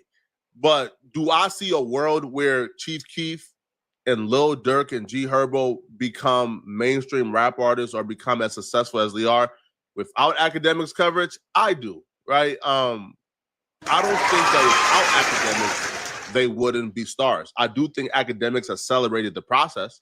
Like academics made it really visible, but their wave was already like bubbling, right? Like Chief Keef was already on his way to becoming massive. There was already a culture shift going on. I do believe academics accelerated the path for the other guys, right? Like academics made us care about like the Rondo number 9s. You feel me? Academics made us care, about the E-Days and C-Days, right? The miscellaneous characters. But for the leaders like Chief Keef and others, I feel like they were already on their way to becoming what they were, right? But academics did make us care about the other people, and the other people, I believe he gave careers. So academics is right in that aspect of it. Now, why I wouldn't say, the rappers like Lil Durk, Chief Keef or G Herbo, why I'm reluctant to say you can't call out something unless you're living a perfect life, because that would essentially disqualify almost every one of us from having opinions, right? Like, for example, if I say, hey, bruh, I can't call out BB for starving children, that BB can say, hold on. Have you ever blackballed an op? Hold on. Have you ever taken food out of your enemy's mouth? Well, I'm probably guilty of that, right? But I can still say, hold on, even though I've done my wrongs, even though I've probably, have made my enemy's life a little bit more difficult, I can still say, hey, bro, starving children is wrong. So I'm reluctant to say that unless you live a perfect life, you can call something out. But I would say that if Academics brought G Herbo on his show and they had that conversation for about 3 hours, it's kind of like now is like, is going on Adam Freeland and saying this the most productive? Probably not. Y'all made y'all careers off of hyping up death, dysfunction, dissing people. For years, we thought Chief Keef was sending his whole bank account to Tuka's mom. Half of y'all have lifted y'all own platforms off of y'all op. We have 1 million people who died over there that we could just attribute your career to. And that's why people are being intrigued. Also, here's the thing. I don't like virtue signaling in any type of form. G Herbo, you were just caught up in a Fed case where... Damn, here we go. You just caught up in a Fed case where you were accused of embezzling and stealing funds, $1.5 million. You bought private jets, luxury puppies, went on vacations to Jamaica and all that type of stuff, took all around the world. You only had to pay back $100,000 in restitution. What happened to the other $1.4 million? Here we go. Don't you think you should give that back to the grandmas who y'all stole their credit cards? I could read through it. This is a federal document. Please don't ever tell nobody what they should be doing with their money, time, or any resources until you take accountability.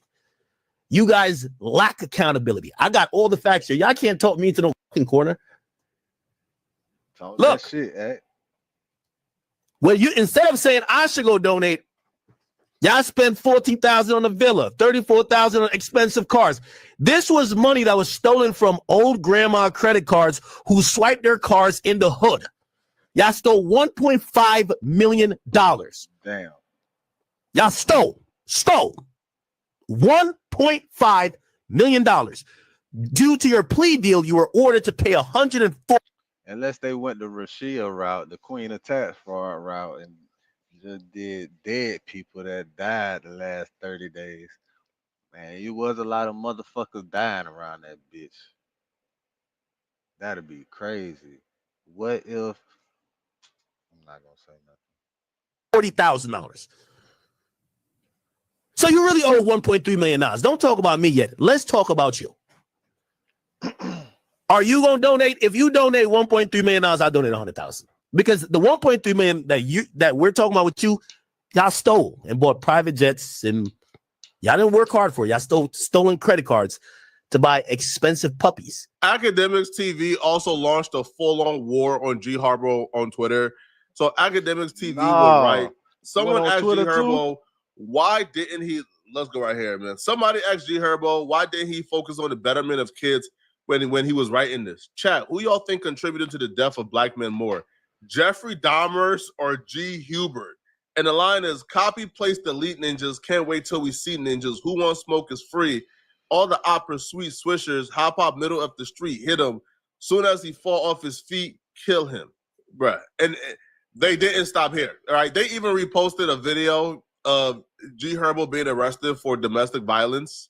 They write, body cam footage has service of convicted wire fraud felon Herbert, right, aka G Herbo, being arrested after assaulting Shade Room personality Ari Fletcher. This is why I say Adam Freeland did this conversation such an injustice, man, because G Herbo was on the path of articulating himself that was non-confrontational. G Herbo was doing a very good job at conveying his message, at articulating himself in a path that If Ak would have seen just what G Herbo said, it wouldn't have been confrontational. This wouldn't have happened. Now, because of what Adam Freeland said, Academics TV has probably gone too far to now G Herbo ain't really trying to have a conversation. Now he feels like it's up. It's the only way it gotta be. Cause now you going to throw personal shots and shit on your Twitter. You throwing personal shots on your Twitter. You feel me? Like you made it personal. It was an open discussion. You made it personal against the man that didn't even make it personal against you. So I understand though, because like you said, that's what the white man does though. Look how quick the white man that created friction between two brothers that didn't even have an issue about a simple question. And the disrespect came from the white man. The brothers ain't even come that route. But you see, that's the distractions. That's the deception.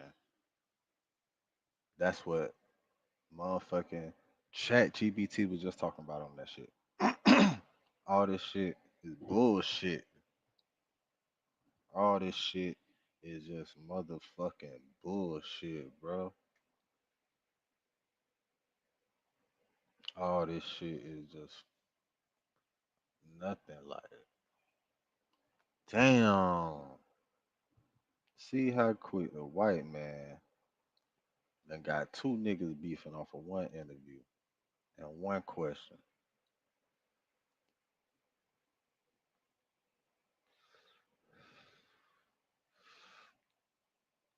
Academics, you ain't wrong, but you ain't right either.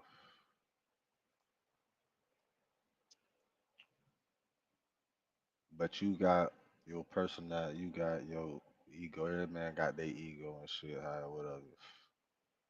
You ain't wrong, but you ain't right either. Two wrongs don't make it right, my nigga. Y'all gotta squash that shit, bro.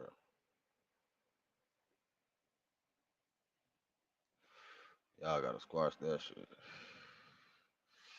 You gotta squash that shit immediately. Because you went to throwing personal shots on your Twitter now. I don't even know if it's you or your team. If you ain't okay with it, you gotta goddamn straighten that too. If anything, any response that you heard on your Twitter should have been your response right there. On that video, you should have just posted your response. Just fuck all that. You could have left it at that. But that shit, now you going personal, all that, that's cool. But you know what the fuck come along with that, bro. Every day people be out here trying to change and shit. You know what I'm saying? Just be a better person than you was yesterday. They create a positive impact today or later. Y'all gotta squash that shit, man. That ain't what it is, man. That ain't what's hot in the streets. That is not what's hot in the streets. You know what? I gotta give me some game therapy after all this bullshit, beef, and distraction. I'm gonna distract myself with a shot of some tequila. Distract myself with a shot of some tequila.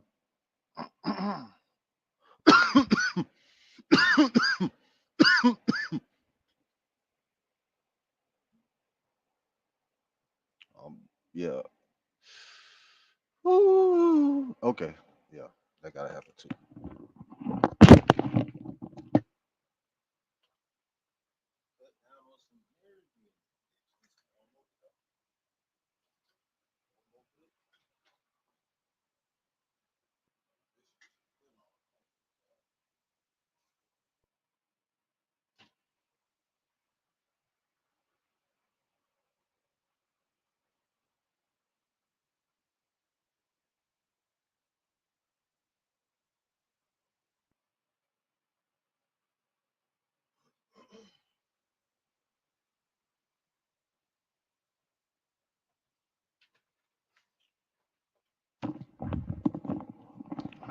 Gotta handle something right quick. So for a brief intermission, take a shot right here.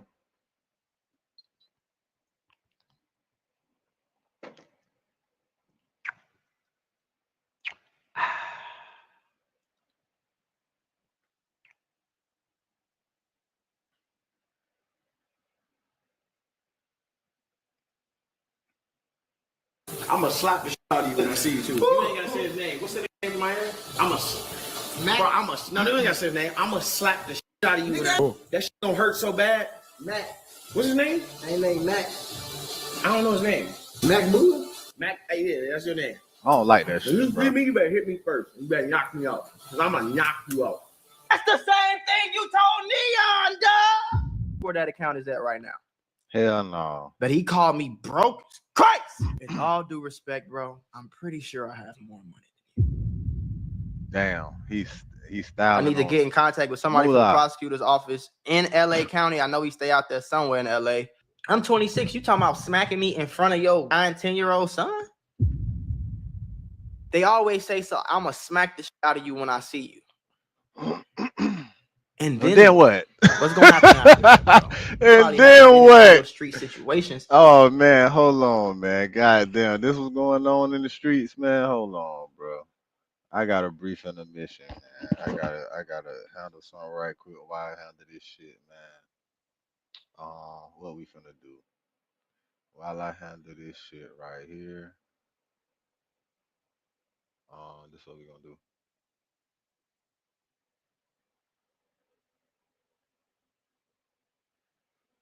Shit. What are we gonna do? Cause I'm definitely watching that. Since I already watched it, we're gonna play this again. While I go handle something right quick. That's about how long it's gonna take. Who is the person that was captured on the video recording shooting Charles McCormick?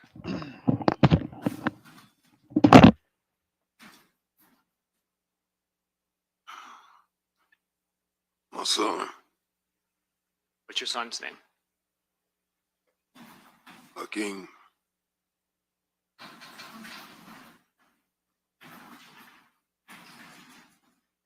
Mr. Robinson, do you see your son Hakeem Robinson in the courtroom here today? Yes. Can you tell us where he's seated and what he is wearing? He's seated between his two lawyers right there with a beige suit on. The record reflect the witnesses identified Mr. Hakeem Robinson. Okay, the record shall so reflect. And do you also see Leroy Whitaker in the courtroom here today? Yes. Can you tell us where he's seated and what he's wearing? He's wearing a gray suit, sitting right next to his lawyer. Is that which table? Front table. The record will reflect. All right. Now, sitting here today, you realize that you are testifying against not only co-defendants, but family members. Yes. Why are you doing that? I have a number of reasons. What are they? I got some health issues. I got 2 6-year-olds and an 8-year-old daughter. And, when my 8-year-old daughter asked me when I'm going to come take her to the daddy-daughter dance. Objection, hearsay relevance. Overruled. You can answer. When she asked me over each year when I'm going to come take her there, and I keep letting her down. Then my 6-year-old son, when he asked me if I'm going to come to his football games, come take him fishing. My other 6-year-old, he asked me, when I'm gonna come see him, when he begging me, please come see me, daddy. He wanna teach me how to play the game, but he don't know where I'm at. Things like that. My health issues. What health issues do you have? I have diabetic. I'm diabetic. I'm on high blood pressure. I suffer from congestive heart failure. I just found out June 25th that my kidneys is failing rapidly. Has helmet for him to wear? Yes, sir. Have you ever seen him wear the hoodie with it pulled up over his dreads? Yes, sir.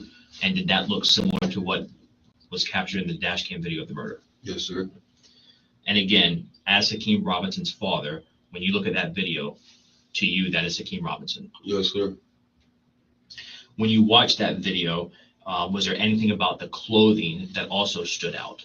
No, it was the shoes though. And what was familiar about the shoes? I hadn't seen the gray and white Jordans before. On who? On Hakeem. Okay, so you've seen Hakeem Robinson with shoes that appeared to you to be the same as what the shooter was wearing? Yes, sir. Anything about the firearm look familiar to you? Yeah, it looked like I seen on the video before. You believe? Jury selection is underway for 2 of the 3 people charged for the 2020 murder of Charles McCormick, also known as Little Buck. McCormick was killed outside a shopping center in Arlington. Hakeem Robinson, better known as Queso, and Leroy Whitaker are being tried together with separate juries for the 2020 murder of Charles McCormick Jr., better known as Lil Buck. Robinson is charged with first-degree murder as a criminal gang member. Whitaker is charged with first-degree murder as a criminal gang member, burglary with assault or battery, and home invasion robbery. Both Robinson and Whitaker are alleged to be part of the ATK gang. On January 15th, 2020, McCormick was shot and killed outside of a shopping plaza in Arlington. Investigators say Robinson, Whitaker, and Dominique Barner followed McCormick from his house to the shopping plaza with the intent to kill him. Officials say Robinson killed McCormick because he made a rap song that dissed the late rapper Willie Addison, better known as Big Goon. Robinson, Whitaker, and Barner drove away and were chased by JSO until they crashed. Whitaker and Barner ran into a woman's house and allegedly held her hostage for an hour until they were picked up by Robinson's dad, Abdul Robinson Sr. Police say security video shows Abdul Robinson Sr. escape after the killing. Barner took a plea deal, and Abdul Robinson Sr. is charged with accessory after the fact. Action News Jax showed you the moment Abdul Robinson Sr. blamed his son Hakeem for killing McCormick. Now, when you watched that video of the murder of Charles McCormick, did you recognize the shooter? Yes, sir. Who was the shooter in that video? Hakeem Robinson. Your son, Hakeem Robinson. Yes, sir. Abdul Robinson Sr. is expected to testify against his son during the trial, and also charged with first-degree murder is Abdul Robinson Jr. He, however, is going to be tried separately.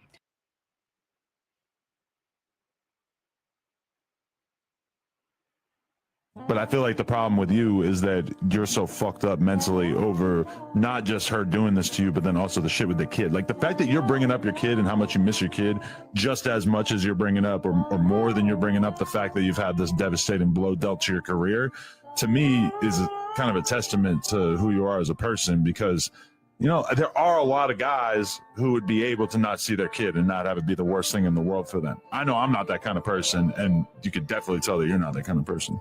My main issue, bro, I cannot believe she doing this to me. Because, like I said, you don't know me, bro. This girl, if anybody know I don't deserve this shit, it's her, bro. It's her. Nah, bro, we ain't watching that. She know this. I'm back. I'm back, and the motherfucking camera done went dead. So let me hold on.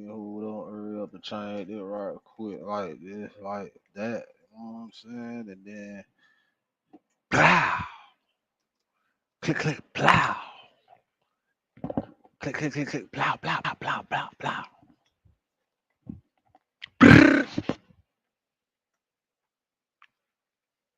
Stick 'em, ha ha ha, stick 'em. Brrr, stick 'em, ha ha ha, stick 'em. All right, what we were doing? Oh, we were looking at this nigga Dub threatening Mac. Man, that's crazy. What? Cause you don't threaten no grown ass man like this over some YouTube videos. We gonna keep me and you off the internet, but watch out.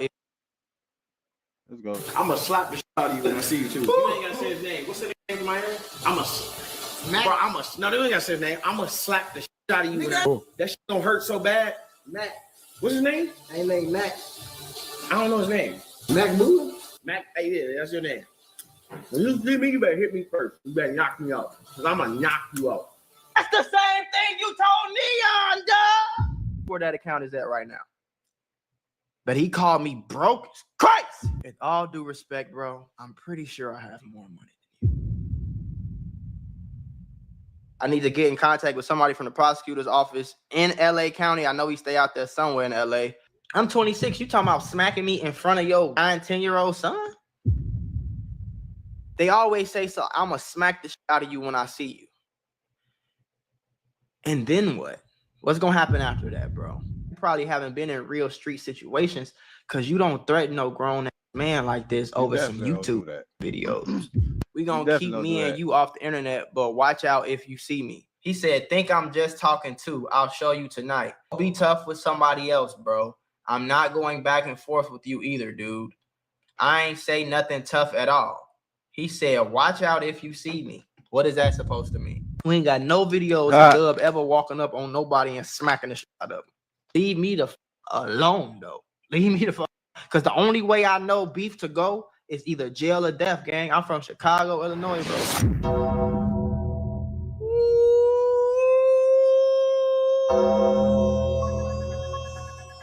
That bitch stupid. That's for jail. All this beefing. I'm tired of beefing. I'm finna play the game. Nah, Man. Everybody had beefing. to get my smoke on before. Everybody beefing, man. That nigga called the prosecutor office on that, man. Oh, I'm tired of niggas beefing. I'm about creating a positive impact today and later, man. I ain't with that shit. I'm about creating a positive impact in the community. I don't know what's wrong with these niggas, man. These niggas just don't get it. I don't think these niggas will ever get it. But I been got it. When you know better, that shit go better. So, take a shot at that. Who that is? Oh, shit. Oh. Oh. Oh.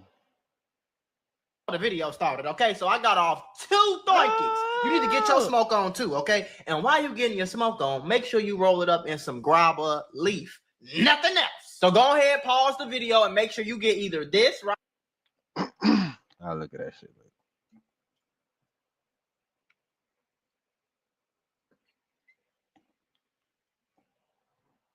Taking it light tonight. That's funny, right? When I say I'm taking it light.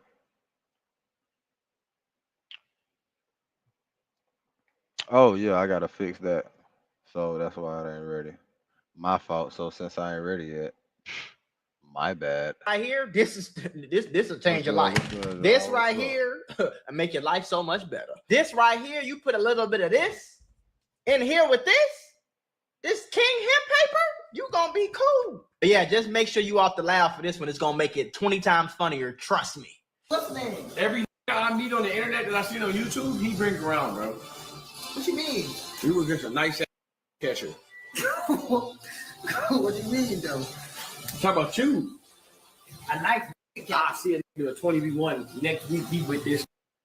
I don't know what that means. What's that one name? Now listen to what he said. Break it down. We ain't gonna act like I ain't seen this already before. I want y'all to break everything he said down, okay? He with this. What's that broken? What's that one name? That's broken. What's that one name? That you be with? He from Miami. I'm gonna slap the shit out of you when I see you too. You ain't gotta say his name. What's the name in Miami? He from Miami. He said you ain't gotta say his name. What's the name from Miami? You know who I'm talking about. He ain't from Miami. When I see you too. Now listen what he said. He said he's gonna slap the shit out of me. What's that one nigga name that you be with? He from Miami. I'm gonna slap the shit out of you when I see you too. You ain't gotta say his name. What's the nigga name from Miami? He from Miami. You don't come about. I talk text you about. No, they ain't gotta say his name. I'm gonna slap the shit out of you. You heard him say Matt? That nigga, that Seco man. Listen. Who? That shit don't hurt so bad. Mac. What's his name? His name Mac. I don't know his name. Mac Boo? Mac, hey, yeah, that's your name. When you see me, you better hit me first. You better knock me out. Because I'm going to knock you out. I promise you. Right? That's the same thing you told Neon, dog. But why he want to knock you out, bro? Why he want to knock him out? You told Neon, dog. Why he want to knock him out? That's Come funny. on, man. No, What? man. Wanna smack me? No. Is it because I'm oh so handsome? Now let's dissect exactly what he said. The first thing he said is from Miami. I ain't from no damn Miami. I've been living in Miami for 2 years. I'm from Chirac, Illinois, Chicago, Illinois. I lived on 53rd and Hyde Park my whole life. I went to Kenwood Academy High School. I went to Lynn Bloom Math and Science on 61st and Walcott. I went to Bret Hart Elementary. I'm from Chicago. I ain't from no Miami. Bret Hart. Now, the second thing, this man here Nigga acting went to like he Bret ain't know my Hart. name, bro. You know you have a Nigga went to we Heartbreak have Kid a Elementary. reaction of you, bro. Now, when he was trying to figure out my name, like he was trying to act like he didn't know my name. But that nigga knew. About you. I don't give a fuck. Why is that your first time coming in here? That's your first thing you say. F that little and f you. Like, get out of here, bro. Why is this your first? Okay, what happened tomorrow? We doing a 24-hour stream. Now, that clip proves that obviously he knows exactly who I am. You know what I'm saying?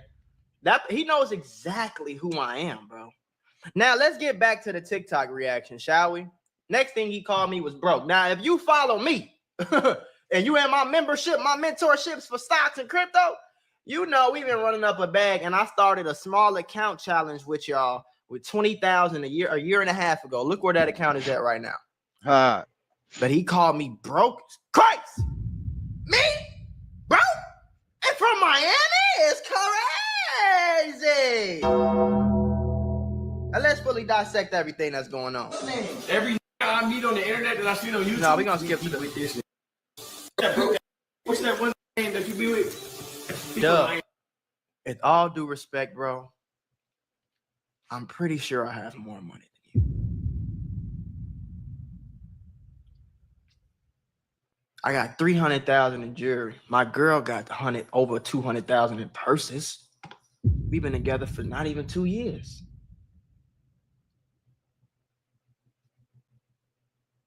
I live in a $4 million house in Miami. All this shit is documented on my vlog channel. Oh, boy, say all this I shit got a BMW documented. M340i, a That's my favorite shit to GLE 63S, and a say. C63S. I'm gonna say this shit documented. Nigga. I got a $100,000 rose gold AP. I have 760,000 subscribers on my YouTube channel. I own 30 faceless YouTube channels that make me money every day. I got a gaming channel, a vlog channel. I got sponsorships, stocks, crypto. I got almost $3.5 million in stocks and crypto total. I got $1 million in real estate assets. We don't want to talk about no money, brother. Now, I don't know when this got so tough. You know what I'm saying? But y'all know me. If you waiting for me to come on here and crash out and go back and forth with a nigga, you're done, so. I'm about to get him up out of here. His time has come, in the words of Soul Illuminati. I'm about to get his ass up out of here very quickly. I'm about to dissect this video. I'm going to handle this video like a grown man. That boy's about to And then we get gonna his go ass on up out with of our here very great, quickly. phenomenal life. I fuck with that boy, man. I'm gonna slap the shit out of you when I see you too. Now, I'm going to slap the shit out of you when he sees you. Now, I'm not trying to intimidate. I'm not trying to interrogate. I'm not trying to not interrogate. I'm off the thornker. I'm not trying to antagonize. I'm not trying to instigate any beef with anybody. Because where I'm from, Chicago, Illinois, nigga, when I was 15, my first homie died. By the time I was 17, I seen 2 of my homies get killed in front of me. I seen them take their last breath. I know how stupid a beef could turn into some real life or death or jail or death type. I know how it could turn into that. And that's why we're creating a positive impact today and later over here. Regardless, all this bullshit that keep popping up on my screen to react to with these random reactions. I fuck with Matt. I fuck with everybody that, well, I don't fuck with everybody. But I fuck with Matt and the shit popped up on my shit. So we gonna react to it. It's just unfortunate that, you know what I'm saying? And it's always some bullshit. Like, I feel like with the streaming and the YouTube shit, like the popularity of negativity is just overwhelming. So everybody want to do the negative shit to get a boost and views and money and subscribers, whatever. They want to get a boost and viewership. And all that shit gonna ultimately end up playing out tremendously catastrophic Like he said, bro, he know where he come from and he know where that shit could lead to. And I come from that same shit and I know the same shit too. You feel me? So create a positive impact today and later. That's what I strive to do. Because so often I've been consumed with negativity and you know what I'm saying? I'm kind of, anyways. We create a positive impact then, like, you know what I'm saying? We gotta do better for the kids. You feel me? Like,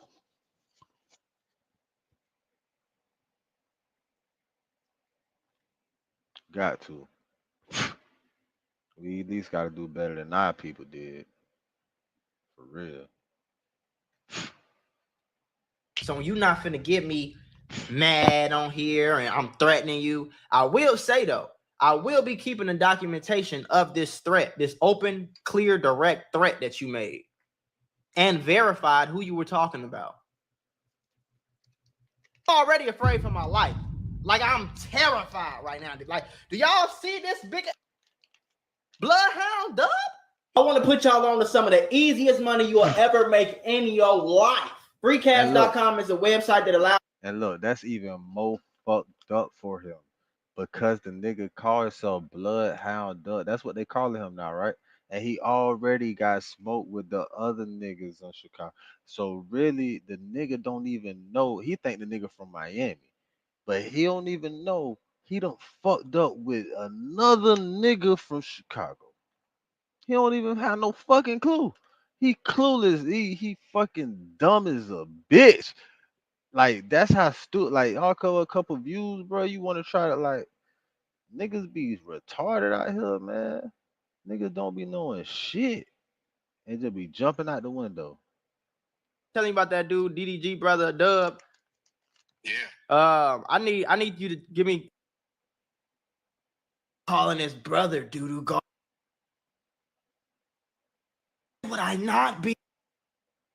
You did. He associates himself with known killers. Why would I not be scared? We seen him push a fan for calling his brother Doodoo Garbage. Why would I not be scared? So with all that being said, I'm gonna contact some people I know. You know, I know he live in the LA area. I'm gonna contact some people I got connected with strong way in LA, and I'm gonna call the police on this. FBI, open up! Watch how easy this is. This nigga went Charleston Hey, White. Goddamn. Hey, this bro. you remember? He blatantly said he calling the police. Goddamn, this nigga went Charleston White. I can't support that. I can't support because oh man, I can't support that. I don't agree with that. Cause you know he just putting on the internet, bro. You probably ain't see the class that his brother was teaching on internet beef. He was just trying to start some little internet back and forth with you, try to get some back. You know what I'm saying? He's not that guy, bro.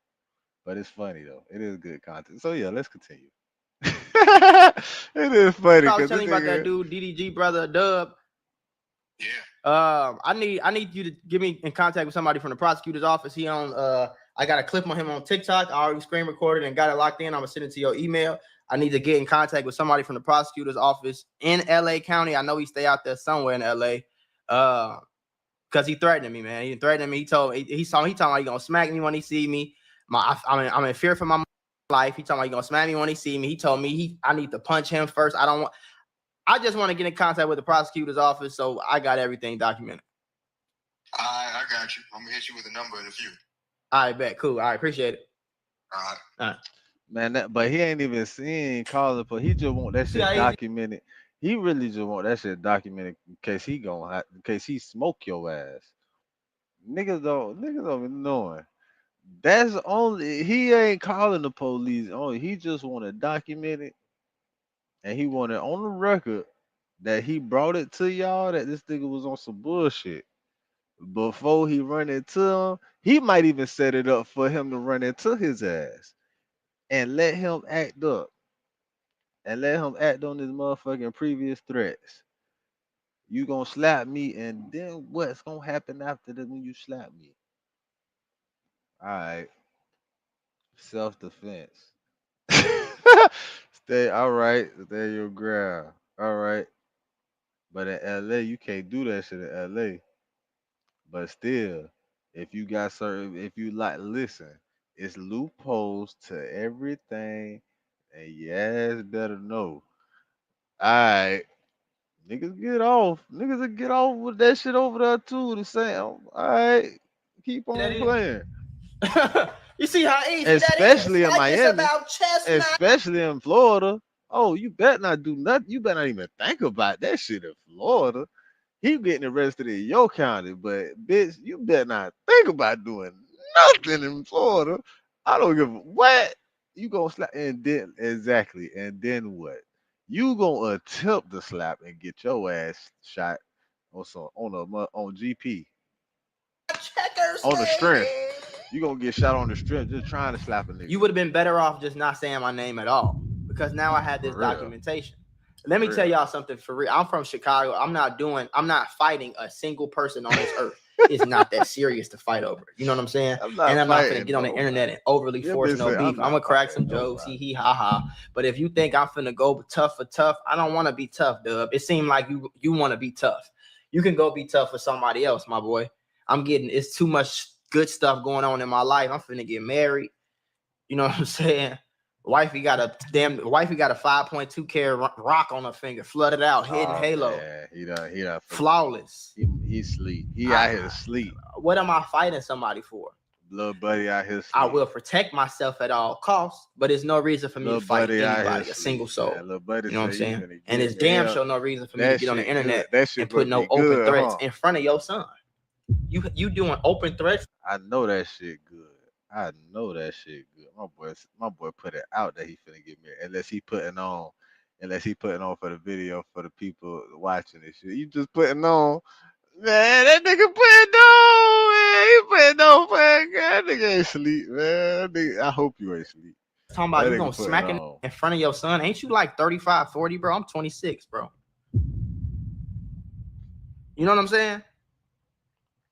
Smart niggas don't get married. I'm 26. You talking about smacking me in front of your 9, 10-year-old son?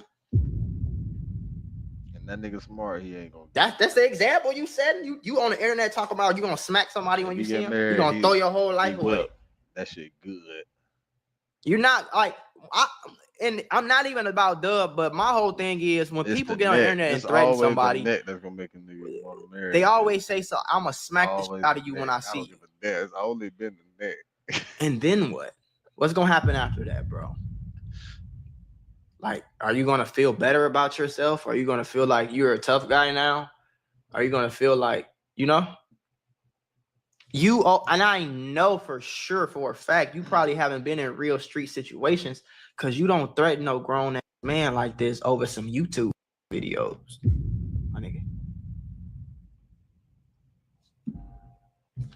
His name. What's the name of my area?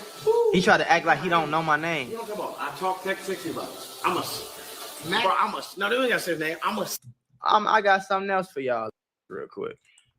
See, when they say my name, and I'm gonna be honest with y'all, this is gonna be one of the last times I reply to this. I'm gonna address this like a grown man. All right, so when they say my name, that's when I just, like I said, this is gonna be one of my last times responding to some shit like this because, all right, LOL, my boy, I see how crazy you was talking. We gonna keep me and you off the internet, but watch out if you see me. Now, he said he was going to keep you and me. This is May 10th, 2025. I already documented this because this was a whole nother direct threat. Well, this was an indirect threat. So I said, just humble yourself, my boy. You don't got to down talk people to make yourself feel better. The world a better place when we uplift each other. Peace and love. Facts. Martin That's how you do Luther that. King. That's how I you ain't do trying that. to hear none of that. Should But that's how you do that, bro. Why would I DM you, bro? What the fuck is wrong with you? I don't DM people. What am I DMing somebody for? What for? I do reactions, bro. And whatever's going on through my head, whatever my thoughts is, I tell my real feelings, my real reaction in real time. That's it. The fact that you took it that personal to reach out to me is like, I'm not really on that, gang. You know what I'm saying? Now, he's specifically talking about the video where I was responding to him trying to bully my man's Ty. So I said, I don't know you. Why would I DM you? I f with Ty. He said, think I'm just talking too. I'll show you tonight. I said, it's a reaction channel, bro. You can't be in your feelings this much. He said, you in Miami, right? I said, go be tough with somebody else, bro. I'm not going back and forth with you either, dude. I ain't say nothing tough at all. He said, watch out if you see me. What is that supposed to mean? You was talking crazy like this ain't real life. You don't have say nothing else to me, but I'm 100%, I'm a definitely 100% show you. Now I'm documenting this video so that everybody understands, especially the police, that he has threatened me multiple times. That's and crazy. I just want that to be documented because I really want people to leave me the fuck alone. Like I'm never gonna walk up on somebody Crazy as fuck. and be like, hey, what's that shit you was talking? Why do I care about what another man got to say about me? It's kind of crazy. Why do I Because care? I'ma tell you. A man I don't know. Why would I care? Why are you trying? I feel bad. I know I don't. Don't do that shit in Miami. I'm gonna just give niggas some wise words. Don't do nothing in Florida. Don't even think about doing nothing in Florida. If you gonna insinuate or threaten somebody, don't put that shit on text messages. This how you know people don't know shit about nothing. This is all internet shit. That's why they do it. That's why he doing it on there. He wants some internet clout against this man. That's the only thing I see it being. Because now you doing that shit, it's gonna take a whole different turn. It's going somewhere you really don't need it to go. Like these people will fuck around and draw up a case on you. Say he just put a report on some shit, like he keeping documentation on his incidences with you. Who's to say it ain't somebody else got documentation on on the bullshit they got going on with you? The nigga that you just swore at the other shit, he could probably be doing some shit. You putting your brother career in jeopardy because they come for rappers and black niggas all the time, black men in the profession all the time, and you know who he going through it with, you know who his people's with, you know who his kid is. Like you fucking shit up. You actually making shit hot for your brother in a certain aspect, and niggas ain't even knowing. Like niggas don't even be paying attention to the fuck shit they be doing that it affect to the main people around them. Like you fucking up, dog. I ain't gonna count. You fucking up. I know you on some internet shit, but bow out gracefully. Bow out gracefully, bro. To be so tough, bro. It's not where you want to go at. I'm in fear for my life. Especially if you actually think Why about are slapping a you little trying nigga. to be so tough? And if you trying to slap a little nigga, why is you trying to slap a little nigga, dog? Like, why is you trying to be tough with little light skinned niggas, dog? I don't like bullies, bro. I hate bullies, bro. I feel like you trying to be a fucking bully and you not that. You not like that. You call yourself Bloodhound Don Dub, whatever you fuck you call yourself. Them niggas finna get on your ass and you curd up immediately. I don't know, like, bro. We know who you are. Real motherfuckers in the street, real niggas. We know your type, bro. You're green as fuck. I don't like bully shit, bro. If you on the internet trying to bully shit because you feel like you're a top dog on the internet, I get you. Keep that shit. You trying to keep it on the internet, I get you. Bow out gracefully, nigga. Don't be trying to be no bully in real life when a nigga call your brother son. You trying to because he's streaming. I get that too though, cause a nigga not finna disrespect my people like that either. But on another note, when real niggas feel tried about somebody trying their people, when that shit go down, we're not finna consult with the nigga before we handle business. We gonna handle business first, and we gonna make that nigga pull us up off a nigga if he want us up off a nigga. If my little nigga trying my little brother or my little nigga anywhere and we together and I identify and he act like he ain't paying it no attention, but I feel like it's fucking with me, I'm finna just step to this shit myself. What the fuck I'm finna ask my little brother for? We know you not like that, bro. It's plenty instances and examples we know you not like that.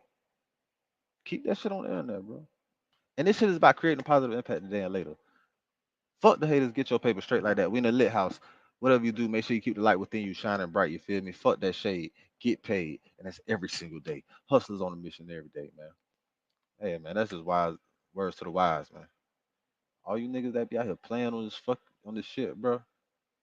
Niggas lose their lives all day, every day behind bullshit from motherfuckers they never even knew, people they ain't even have a problem with. But guess what? People had a problem with the people they love.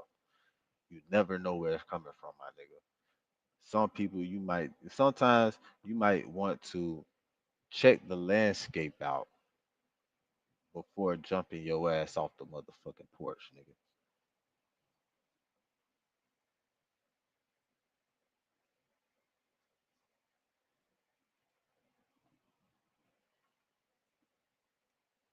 Bro, we already done seen you beat up motherfuckers at the whatever that was. You pushing fans out the way for screaming doo-doo garbage. Imagine if LeBron smacked the shit out of every nigga that talk crazy to him on the sideline. Like, you crazy, you crashing out like that, Dub. I am scared of you. FBI, open up!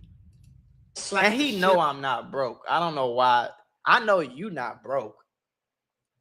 But I would challenge to say, bro, I probably got more money than you, bro. Let's see how many views you got. Social Blade. Not quite like Dub. Yeah, there you go, right here. No, that's not him. I need Dub Family. Yeah, there you go, my boy. Dub Family has 3.5 million views for the last 30 days. Now this is with how many? Let's see. You got 1.6 million views on there. All right. So now let's search me up. Oh, they say I ain't came up. That's so crazy. There we go. All right, Mac Moolah. Let's see. 8 million views in the last 30 days. I think that might be why he's a little angry. You know what I mean? Because that's more than double, bro. You know what I'm saying? 14,000 subs. Let's see how many he had. 10,000. Now, remember, I had no famous family, no rich family, no rich friends, no YouTube connections, no collaborations, no paid promo, no shout outs, no handouts. I wasn't begging to with me. None of that. Just sit down at my crib reactions. I wasn't doing videos with. I wasn't hanging around people because they'd give me views. I didn't do none of that. I sat in my crib and reacted to funny videos and build my platform and my message by myself, and I'm proud of that. You know what I'm saying? So I don't like when people get on the internet and down talk somebody, and that's the whole reason why he's upset, because I came on here and said, bro, you continue to you trying to down talk and kind of like bully Ty, and I don't really like stuff. I don't like bullies. You know what I'm saying? Now you trying to bully me, bro. You like 3 times my size, man. I'm skinny, dude. I'm scared, bro. Nigga, I ain't never been with that nigga. That's Cinco Man. Listen. Who? That shit don't hurt so. I have never kicked it with T.O. or J Cinco. And he's only portraying a bully in front of the camera. He's nothing of the sort. Nothing, bro. There's no way in hell, bro. Like, I was just talking about how I walk in certain places around certain people, and you could feel the fear. You could feel the fear on the motherfucker. Like, you could tell how a bitch tense up. Like, you could feel the energy when you walk around. Like, you could feel the fear on the motherfucker. Like, what the fuck? Like, I'm not even in that mode right now. Like, I'm not mad. Like, I'm actually in a good spirit right now. But something about me, I don't know if I don't know what it was, but it was something to trigger the sense of fear out of motherfuckers. It wasn't just one, it was multiple people. So I'm like, damn, what is it? He's one of those people who would tense up. He's one of those people when a real nigga walk in, like how they would talk about when a real nigga walk in, niggas be petrified, niggas be terrible, niggas tense up, niggas be on point. He's not a bully, bro. No way in the fucking world these niggas bullies, bro. We beat these niggas up in school. Niggas used to try to be bullies. You know what I'm saying? These niggas used to beat up in school. Like nigga, you trying to bully? Why you trying to bully a little white boy, bro? Leave little white boy alone, bro. Fuck that. Do that shit to me then. Why you fucking with him, bro? Leave the little nigga alone, bro. You on some hoe shit. I just be chilling like, man, leave the nigga alone. You on some hoe shit, bro. That nigga don't be fucking with nobody. You wanna fuck that man. Leave that man alone. Fuck nigga. Do that shit to me then. Let that be a lesson to you little niggas, man. Get cool with the motherfucker, with the little white boy that motherfucker be fucking with. Cause you never know. He might snap one day and want to kill everybody. But guess what? You his friend. You saved him that one time. You gonna get a pass. He not gonna kill you. He is not gonna kill you. You gonna be straight, my boy.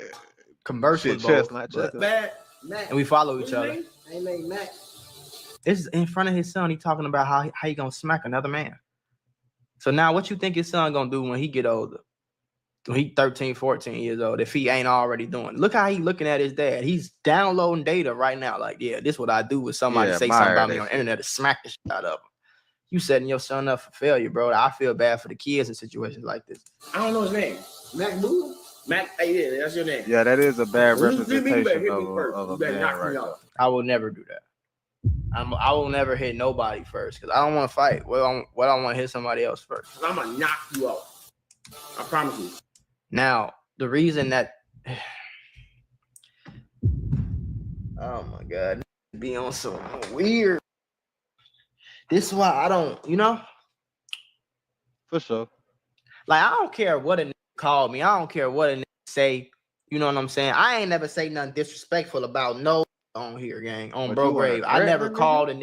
You talking about I never slapping said who, I nigga? smack you when I see you. I never said I hurt you when I see you. I ain't never did nothing like that ever in my life to him. I've never said that on the air, got on the internet and said nothing like that, especially over some shit the nigga said. Or something a nigga said, bro. Now, if you want to run a play on the internet and you want to run a play, nigga, DM me, hey, bro, you trying to run up a bag? Let's Right. go back and forth, bro. We can go back and forth. Let's plan it out. Get the fans what they want to see. I can go up. You can go up. We can go crazy. We both get some money off of it. Well, I don't know why you can't do that. Because I'm never going to be in my feelings to the point. I'm not going to be in my feelings and be emotional to the point where I'm going to get on the internet and be just randomly mad. I ain't sit. Bro, let me show y'all some shit. Now I'm gonna post this video on my main channel, but if y'all want to see all different type of reactions, go to my live channel, man. It's cracking over there. 26,117 views. We coming up. Now, this video, I ain't say nothing disrespectful about Brody. I just reacted to a video. Let me see where the other videos at. This video, I said he was stupid for doing that because he's battling a custody battle. Why are you trying to fight fans in a for some shit they said and you in the middle of a custody battle? That's not smart. This one, I addressed the beef and I cleared everything up. And I even said that in my initial reaction to, where is it at? To this right here with Ty the Guy was a little too crazy, bro. I don't like bullies too much. And I was going a little too hard. You know what I'm saying? So this video, I'm like, I don't like this. Don't get me wrong. But I was going too hard. I shouldn't have went that hard on. But I was a little harsh on, bro. You feel me? I could have. Oh, I that's could why. have softened that up. Oh, that's why he want to So get I on haven't your really ass. did man. anything Nah, on him, come out. man. Probably Nah, you come I out. guess you could That's say why this he was want to 2 get weeks on ago. your ass. So You randomly, knew you on a was a little random too hard on that man. Monday That's or why he want to Tuesday, slap the shit you out your decide. ass. But now come out. You was a little too harsh, and that's why he want to slap the shit out your ass. Now it makes sense. Okay. Okay. What did your ass say in that video? You talking you went a little hard. You don't want to say what you said. Yeah, I did go. Nah, fuck that. What the fuck did you say, nigga? Was you disrespectful in your delivery? If you was disrespectful in your delivery, then he has all the right to probably pop shit like he feel like he want to slap you. So the bullshit about you calling people and documenting the bullshit, I don't know. It's kind of damn, Matt. I know you don't reach that tax bracket where you can act like that. You know what I'm saying? I feel you, my guy. I know where you from. I know the background. I understand, my guy. Hey, keep that shit on the internet, man. This is some internet shit. This shit ain't going no further. I don't even want to hear this shit no more for real. Go To ahead and play get my on game. your stream. Why you on stream and address? You know this shit don't get clipped. You know what I'm saying? You know this is gonna get clipped, bro. You knew this was gonna get clipped. You knew it was gonna get some type of traction, some type of views. You know what I'm saying? Ain't Mac Moolah from Chicago? Yes, I with Dub, but he's not gonna do nothing. Mac Moolah been dissing Dub for so long. No, don't get it up. Do not get it up. Dub dissed me first. This shit go way back to when I was trying to come up on YouTube. You see what I'm saying?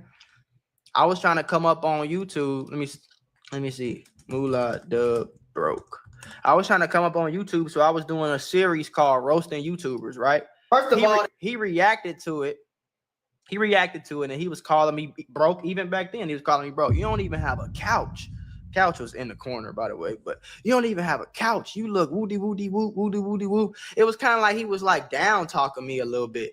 You know what I'm saying? And if I see a YouTuber trying to do some shit like that and it was actually funny, he admitted that it was funny. And it was actually funny, I would have uplifted him. Hey, bro, keep going. I'm gonna DM them, hey, bro, this shit was funny, bro. Hey, keep going, bro. Just do your thing, man. Keep hustling. You gonna be good. You funny, bro, for real. He was kind of talking a little crazy. So when that happened, and then I started blowing up again, I reacted to it. This is July 2021. I probably had like 25K subs or some shit like that. But yeah, like, that's how that works. So whatever that Mac Moolah not broke and Dub cannot. I don't know if he could fight. I don't underestimate no man. All I can tell you is what I'm gonna do. I can't tell you what ain't nobody else gonna do.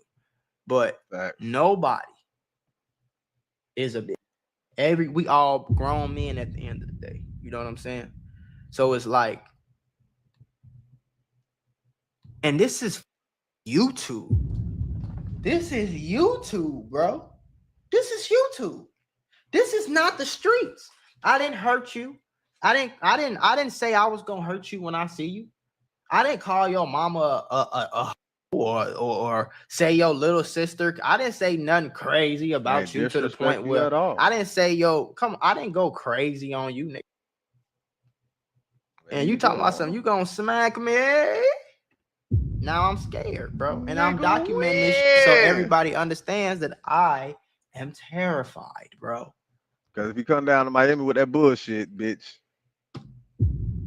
Mac's definitely a millionaire, so I don't know where he's talking about where you get that from. Y'all so crazy, boy. The broke part was kind of crazy though. I'm not gonna lie, like broke, bro. That's what he taking. I don't think that's the word, my boy. He taking. You could have called me. You could have called me a lot. You could have called me scary. You could have called class, me, nigga. You could have called me a. You gotta call him broke. You can't call me broke. That was DDG beef 103. You can't call me broke. That was DDG beef 103. That was like third lesson of beef class with DDG. You gotta call you broke. How you gonna call me broke? I just moved into a $4 million crib, bro. He got to as part of the script. This is documented. Me just blowing rackets, bro.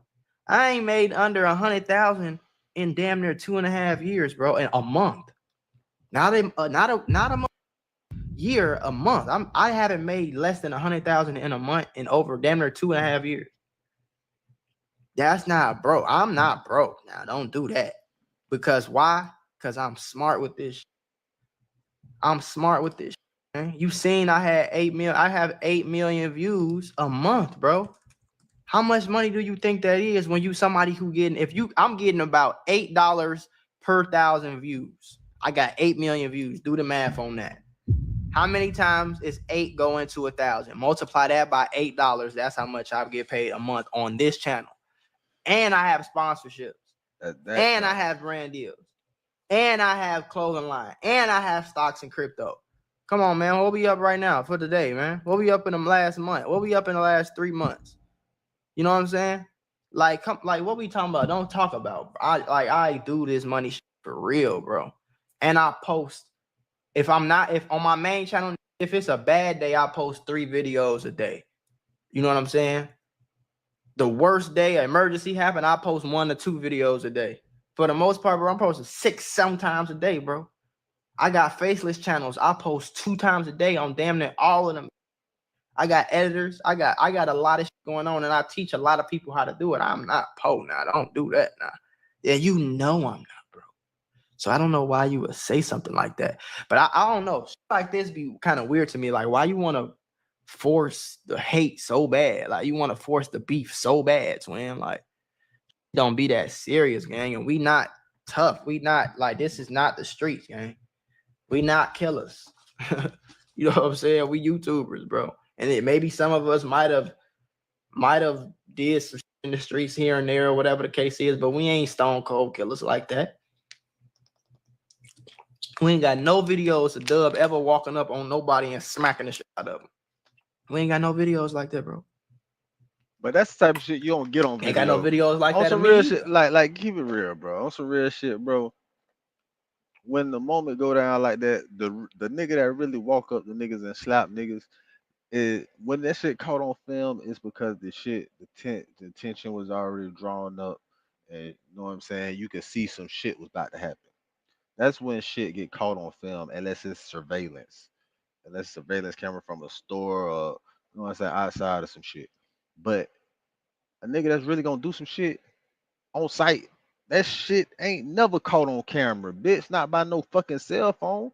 That shit happened just like that. And you ain't gonna get it on camera. Nigga just gonna walk up, man, what the slap the shit out of nigga. Then the camera gonna come out after the shit. Like, oh shit, this shit going down. Now bitch is trying to film it. You feel me, man? That shit ain't going down. Nigga, when a nigga really want to slap a nigga, nigga not getting it on camera. It ain't finna be no friction before none of that shit. If it's on site, as soon as I see a nigga, I'm slapping a nigga, boom, then they pulling out the cameras. It ain't no fridge, ain't no confrontation, ain't none of that. If it's really on site, nigga that really walk up and slap niggas, I'm telling you from perspective, from nigga that walked up and slapped niggas. I done walked up and slapped a nigga in school before. I done did this shit in 5th grade. Nigga try you, bro, nigga say some bullshit, you can slap you. Bow! And it wasn't on camera then anyway, but either way, that's when motherfuckers start watching this, want to record some shit. It's after the fact. Yeah, if it's not a big commotion, if it's a commotion, then they gonna pull out the camera, then they catch the slap. But no, but the stream where they are, I'm just slap the shit out you when I see you. They not finna catch that on camera. If it's a natural, if it's on site, then I just see you wherever I see you at, and there ain't no conversation. Then like, damn, you see a nigga as though, oh, what's up? What's up? Pow! That's what it is. What you mean? What's up? Pow! What you mean? That's exactly how that shit go, bro. Then the cameras come out. Oh, but if it's like that, and then it's on surveillance. You can get it on surveillance when a nigga slap a nigga. Yeah, that's when it's on camera, but not for no camera phones and shit. Now, there's some instances, real niggas getting their ass slapped, getting slapped, or real niggas slapping niggas on camera, but it got to be from surveillance. It got to be from. It's not gonna happen from a camera phone unless a nigga know. Oh shit. This nigga looking for this nigga. Oh shit. This nigga in the store. This nigga finna come out. Oh, let me get my camera. That's the only way, man. Then that shit look scripted. Man, that shit be crazy, man. Ain't nobody for the goddamn. I ain't never been a bully type. Catch that shit like that, or bro. Just run around and get on that. You ain't gonna catch that. You know what I'm saying? Like everything I did in Chicago growing up, gang, was because they want to smoke with me. And they only want to smoke with me because of who my homies was. And they only want to smoke with my homies because they was from where they was over from. Some girls. And they was fighting over a girl. Listen to my quick life story. By the time I got 13, I was selling loud in middle school, trying to get me some money, trying to get me some clothes. Hustlers, by the time I was 15 years old, I was fully outside all the time, but all my friends was like 19, 20. You know what I'm saying? So they grown in this shit. Some of them 18, some of them 17, 18, but I'm probably like a freshman, 8th grader, like 14, 15 years old, right? They go to a certain school, I go to another school.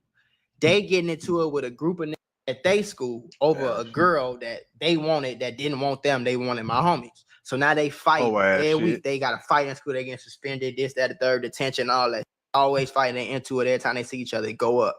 My homies whooping the shit out of these. So one day, I'm standing outside with my homies about 14 years old. Innocent as could be. I probably sold some drugs here and there, but I ain't had no gun on me or none of that. I wasn't thinking about nothing. Like I ain't trying to rob no. I ain't trying to do really nothing too crazy. I do some bad shit. I wasn't like no bad kid. I'm trying to hurt people and shit. And them same I was losing the fight came to the block and sprayed that bitch up. I could have died that day. Nobody got hit but that was the first time I had ever got shot at. You know what I'm saying? I'm sitting there in front of my like 2 blocks away from my grandma's crib. My grandma's crib, she lived on 45th and Vincennes in Chicago. Right on the south side, right by the Harold Washington Center, right off 47. You know what I'm saying? I know that boy's scared. I remember my right off 47. Right there, like, you know what I'm saying? Like 2 blocks over type. So, I was probably like 3 blocks, probably on like 42nd or 43rd. And shit. And came 43rd, through where I'm shooting, from. blew that bitch Not where down. you from, My heart beating like I find my homies and shit, like, what the fuck going on? I'm like, y'all out here, truth, the fuck y'all got going on? They the same way though. You know what I'm saying? Because we was some get money. We was never trying to hurt and get into Hustle's on it the and mission all every that. day. Shit. Ever. We was never on that. They was on that because they was losing the fights that my homies was in. So now on Facebook talking about how they gonna get me if they catch me and this, that, the third. These really killing my homies. My homies really killing them. Like, I've been in the middle of the war where I couldn't even walk to school without a gun. I couldn't even go to McDonald's without. I had to watch what hood I was pulling up to. I'm 15 years old. I gotta analyze and call 6, 7, 8 people before I go to a party or before I go see a girl in the neighborhood when I was in high school, because I gotta know what the going on. I gotta know, hey, we into it with these people, gang. What y'all got something going on with these people? You feel me? And I'm so dumb to the fact I ain't even think like, let me stop hanging out with these. Maybe I wouldn't get shot at no more. But I felt like it was too late. I felt like no matter what, nigga see me, he was gonna do what he wanted to do. And you know what I'm saying though? I'm like, man, I ain't no killer, but I ain't no either, bro. I ain't finna let even a young dude. I ain't finna let nobody. So I explain all that to say, bro, I'm not gonna beef with nobody. I'm not finna get back on here. I'm not finna antagonize you. I'm not finna instigate this. All I want is peace and prosperity, bro. I wish the best for you, your brother, your son, your kids, whatever the heck you got going on in your life. I wish the best for you. Leave me the alone, though. Leave me the alone. Because the only way I know beef to go is either jail or death, gang. I'm from Chicago, Illinois, bro. I grew up in the middle of the drill, the whole drill. Gang. You know how many I graduated with got killed before they was 20, 21? You know what I'm saying, though? You know how many of I told y'all earlier in the video, I seen 2 of my homies bleed out in front of me, gang. I seen my homie go to prison for murder, gang. I seen my homies fight murder charges and beat them just to get killed 2-3 weeks later. Damn. I seen all that shit, bro. I seen it all, gang. Any drug you can imagine, I was flipping them. I tried it all, bro. I ain't saying like me, but I tried selling anything. You know what I'm saying? I've been in them dark rooms, bro. And ain't nothing cool about it. Tried that, ain't you wouldn't be nothing who you cool was, about it. I nigga. could cry right now just telling y'all these stupid ass stories and just reliving that dark place in my life, gang. Well, I stopped going to funerals, nigga, because I knew somebody that died every other month, bro. For nothing, over less than this, over less than some YouTube video, over $200. You said over stepped on his shoes at the party. You get what I'm saying, though? Yes, sir. Tweeted some shit about him. Said so. It's like, gang, do you, let me do me, folks. You don't like what I say, nigga, make a video back, but you result into some violence is weak to me, gang. And in front of your son is even weaker, bro. This is a bad example for your son, folks. I would never in my life, in my son, I don't know how many years, unless a really got me chopped, I would never in front of my son ever in life, in front of my young son. And I don't have no kids yet, but never in front of in my life, in front of my young son, would I be on a camera, on a live stream, talking about how I'm gonna smack somebody when I see him over some he said on YouTube. Now, for somebody threatening my life when I'm with my son, and I'm gonna show my son, like, you defend yourself at all costs. You don't let nobody punk you. You don't let nobody you. You don't let nobody hurt you. You know what I'm saying? But I'm gonna teach my kid and set the example for my kids. Like, we don't respond to words. Sticks and stones may break my bones, but words will never hurt me, shorty. But now you talking about physical. You know what I'm saying? Again, as a grown man, I'm not, and I know y'all wanted to so bad. Some of you already clicked off the video. They wanted me to get on here like, boy, I'm from Chicago. I'll get a gun with a switch and all that. You think I'm playing with you? And I'm not gonna do that, gang. I don't even feel like that, gang. I would hate to have to defend myself. That's how I feel about life. Like, leave me the alone, twin. I ain't gonna lie, but I'm pretty confident in the first place. We are never in life be in the same room together. Cause I be on some other shit. I be on some whole other type vibe, twin. Like, we had never be in the same room together. And if we are, I'm going to fear for my life. It's plain and simple as that, bro. You feel me? But this shit getting weird, gang. I'm not finna keep responding and, you know what I'm saying? And going back, I'm not finna be doing that. Yeah, this shit funny, hee hee ha ha, and all that, and we could post it on the internet. We can make some money and all that. But these be dead ass serious, folks. They be dead ass serious. You do what the fuck do I look like threatening on over a damn YouTube video? That's police in itself. You got on the internet threatening somebody.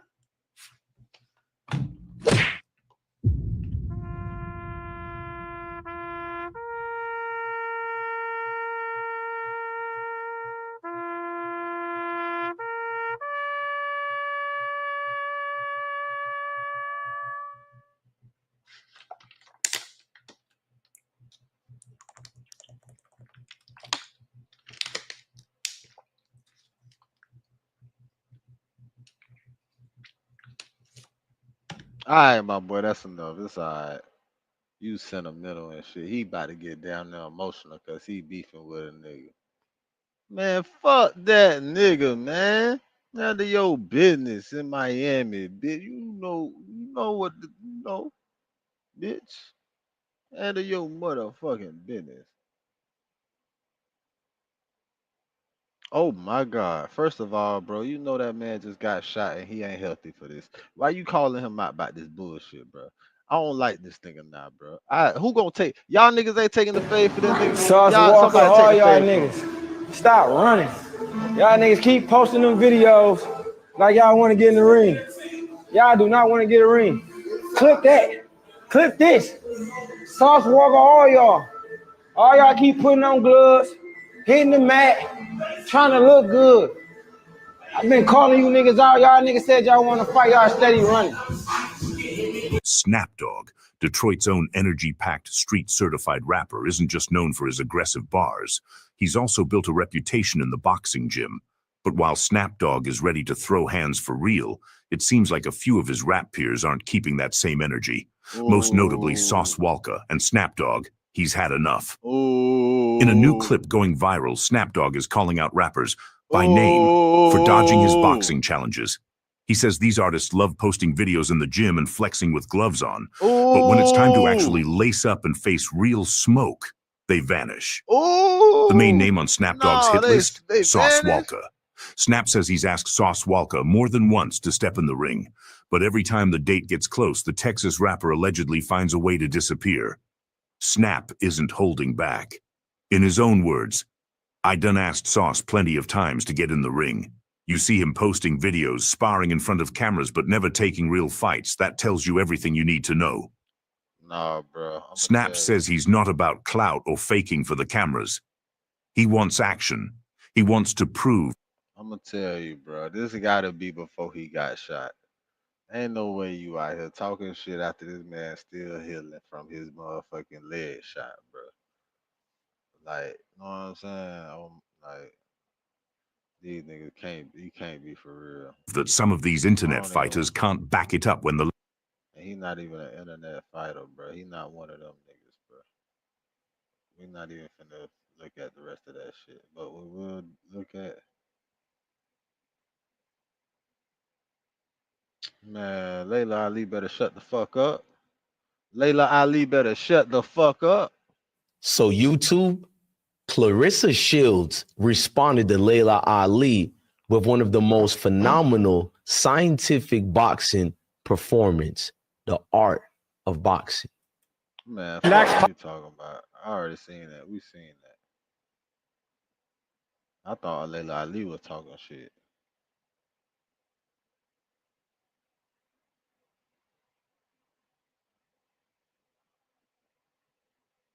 It's gonna motivate me because I ain't gonna lie, chat. I would be lying if I say it messed me. It messed with me a little bit. It wasn't kind of discouraging. I would lie. I would be lying. I'm gonna keep it a buck.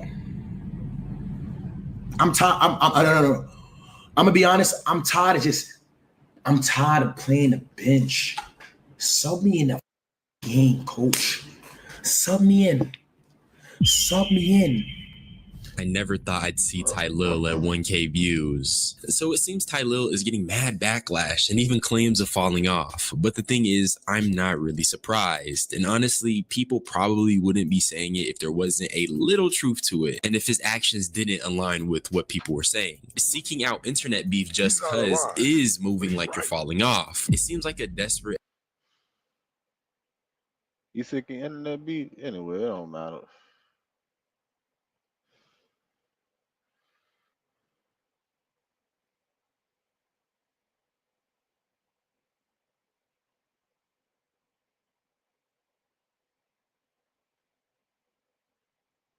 Ray J was on Cam Newton saying I love Whitney. I was with Whitney every fucking day. She was one of the most important people to me. they say you killed her. Niggas is saying that I was in the room when she died. Bro, that's the biggest cap I've ever heard. I've heard it since the beginning. But when you know the truth, why do you have to jump out there and try to tell it to everybody? So I didn't care about what people were saying at first. But I think it's important that you use this platform, because one of the things that I was going to hit on is, number one, you mentioned murder, right? That's, if you look on all my comments, yes, every time I go live, anything, you kill Whitney. Okay. That happens, and spam. Now speak your truth. Damn, they do on that to you, Drake. Here's the Ray J? truth. Just, it's not my truth. It's just certain times when narratives are going to the moon. That's not true. Everybody has you have to go and you have to shut certain things down. Right. The way they made that scene is so haunting to me. Here's why. I wasn't man even smoking a there. cigarette I was talking about nowhere around. Where when were she- you? I was in San Diego doing a show. Okay. The Clive Davis event was the next day. We were gonna go there together. And we were gonna fucking really make the announcement that, like, you know what I'm saying? We was fucking around. And that we were locked in. So y'all had a real relationship. 1000%, bro. The real emotions. Bro, that was my people, bro. And bro, I'm this Funky Friday, ladies and gentlemen, where we keep it I 100. barely speak on Whitney. She's Whitney Houston. Yes. That's Whitney Houston, but she's Whitney to me, right? And to me, it's just so distasteful for somebody to tell somebody something that the other person can't respond to. Right. To me, it's unfair. So I've always just never said nothing. But now that this shit's going everywhere, like, bro, it's just fucking hurtful, bro. Like, when I got back to the hotel, they did not let me up at first until everything was cleared and it was just the family. That's when I was able to go upstairs and see the family. This is you talking like late at night. When I pull up, I got my shoes. I'm ready to go to the event. I just talked to her on the phone. She's not there no more. It's over. Like, and Ray, who is her bodyguard, he found her and he called me. CNN says Ray J found her. And then 10 minutes later, like, oh no, Ray, her bodyguard. That shit's 10 minutes later, bro. You get what I'm saying? Mm-hmm. And But so there's a she had a innocence bodyguard with named Ray too. jumping Damn, to I know that. conclusion, and you can kind of see why. Obviously, Yeah. there's similarities in names, but that was not you. I was nowhere to be found. Right. And I hate talking about it because I got so much love for her. I've never seen her in that state. Yeah. They never, so to make me that person when I wasn't even there, and then to put murderer on top of that, but I just solely just got away with it. Mm-hmm. But I think something that you shared with me that I think is important, right? Especially with this, to give perspective. Did you guys do drugs? I've never done one drug with Whitney. And then when niggas ask me, did Whitney do drugs? I mean, you don't gotta, there's certain things you can ask me and I'll tell you about me. But you don't gotta ask the other question because you already fucking know, like, it's Whitney. Everybody knows certain answers. I could tell you about me. Like, I was so fucked up after that shit happened. I tried hard drugs for the first time after this shit happened because I was just like, I didn't know what was going on, bro. I was totally like in awe of it. Did you ever witness her doing drugs? Whitney? Yes. I don't want to talk about that Say because then it's like, I can never put it like this. I'm way younger, bro. Mm-hmm. She's in control, bro. She's Whitney. She's a boss. And so to make me the big dog, I'm not the big dog, bro. I'm the little nigga, bro. I'm the little homie. But can I preface this too, though? And I don't want to be disrespectful to nobody here. I'm literally trying to see what you're comfortable with talking about. I told you I'm good, bro. To give perspective and just understand. I'm down to talk about anything. All right. Well, how did you guys even meet? Like, take us through the good time, right? Like, it was nothing but good times. Yeah. It was nothing. So but how did the Whitney and Ray J thing become a thing? Because it just because we just started bonding, bro. Like in Miami, but Whitney was Brandy's idol. That's all Brandy listened to. She fucking worshiped Whitney. She loved her and she emulated everything around her. You know what I'm saying? Mm-hmm. So I like Whitney too. Then I felt the same way, just different. Then when I seen her, I went there. Not my fault, y'all. Not my fault. And that's how it happened. And then we was locked in for a long Not time, my fault, bro. y'all. My fault. I'm distracted. And so did the public know about? They knew about it for sure. They saw us everywhere. But we was gonna make it official the night she passed, bro. So we didn't get a chance to, and I was on my way back and just never saw her again, bro. And then like now you wake up to like I did that. All right, my nigga. Just let it go until it just keep going. Then you watching the Diddy trial. And then the lady's like, yo, so you had a drug dealer. Now I'm just watching like everybody else, reading the manuscript. Ray J was your drug dealer, huh? Was Ray J your drug dealer? Just pick my name out the fucking raffle with no substance or nothing to it. Just threw it out there. The girl on the stand, I don't even know her name. She was confused. Everybody was confused. When that court let out, is when all this shit with Whitney came back. Now Ray J's a drug dealer. I tried to go to a couple of award shows, respectful award shows, bro. They didn't even let me in, bro. And the security didn't want to tell me, so they was like telling my people, and they didn't want to look me in the eye as if I was going to do something or tweak out, crash out on everybody. And I'm like, is that who I am? Wow, that's who we are. So just so we're on the same page, have you ever sold drugs to Diddy? Sold drugs? It's a question that was posed to. Absolutely not. I sold drugs, period. I've never sold any drugs. Why would I have to do that? Okay. It's like the fact that you have to ask me that, and you're doing you're supposed to ask me that. Just like when I asked my assistant, I'm like, what do you think about what happened or what you heard? They'll tell me he was in the room, right? And then I'm like, really? Because I never even talked to them about it. I'm just trying to get people's perspective of what was created. So did I ever sell drugs to Diddy? Fuck no. I've never sold drugs, period. Why would I sell drugs? Like, why would I be a drug dealer? How did I become a drug dealer? To me, it's just like, I think about that and I chuckle, bro. And I go, you know what? Fuck it. Pablo Escobar, nigga. Where the bricks at, nigga? Bring the security. Like, I'll troll it. Mm-hmm.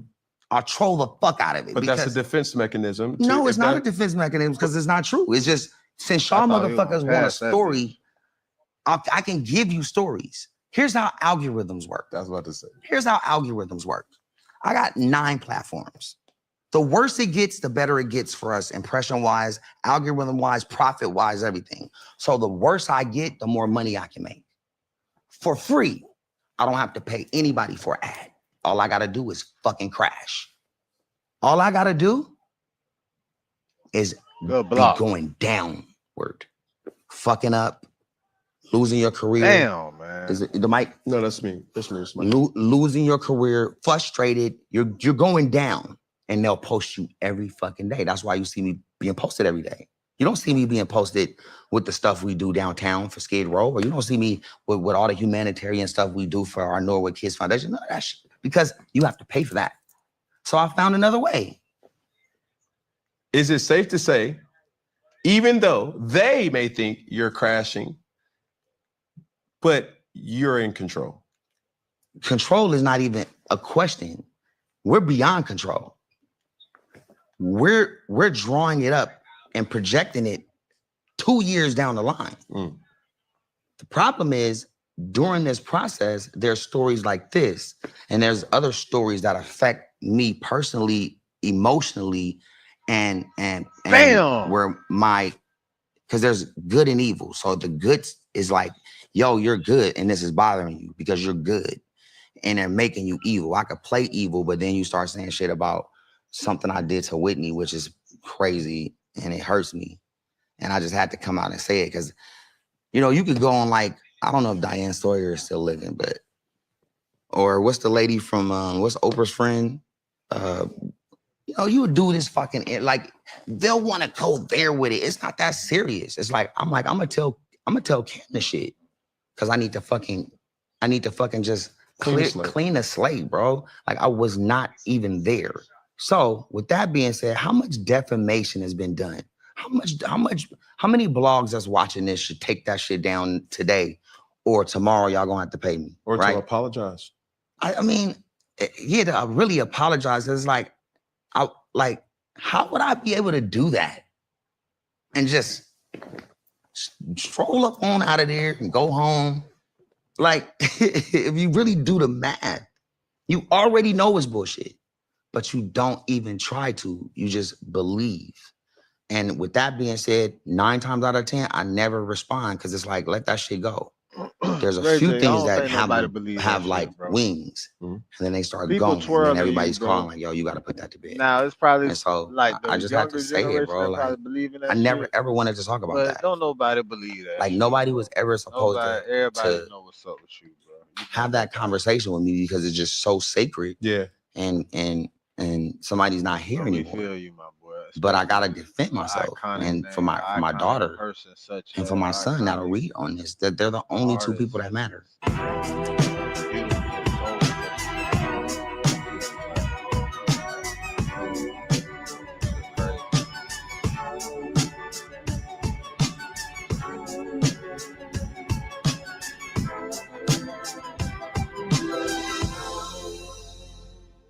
All right, now we gaming. Now we get to the game. The game just started. Goddamn it, we to the game. Then, goddamn it, that's what we doing. Then, ain't it? But I'm not a brother no more, man. Huh? I'm not a brother no more, bro. Because of what? Just because I'm not, bro.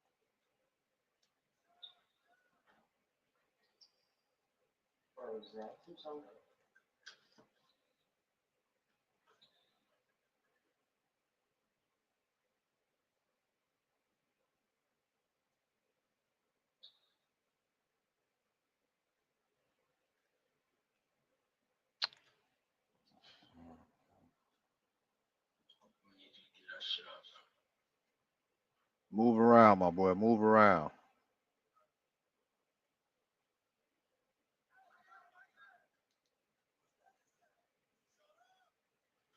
Thank you.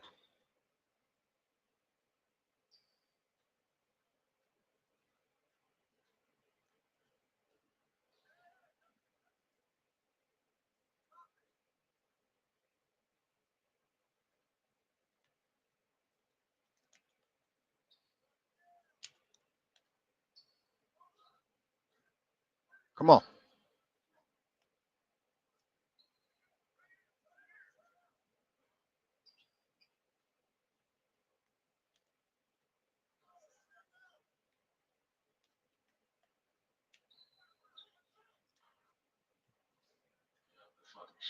Great fucking shot.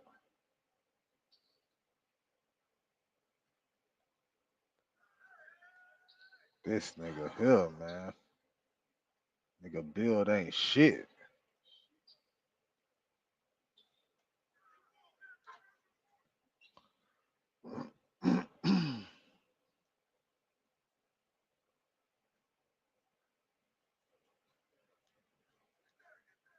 This nigga still standing still.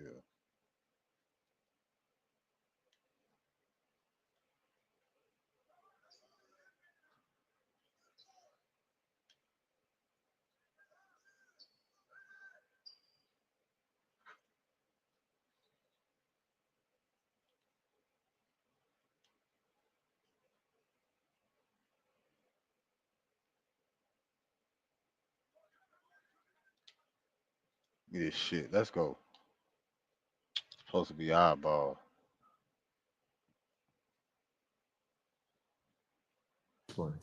I'm not a brother. You said I'm son, a father, a brother. I'm not a brother. Do you have any siblings? I mean, I love my sister, but I don't think I'm her brother no more. I just need more closure with you said you're not a brother.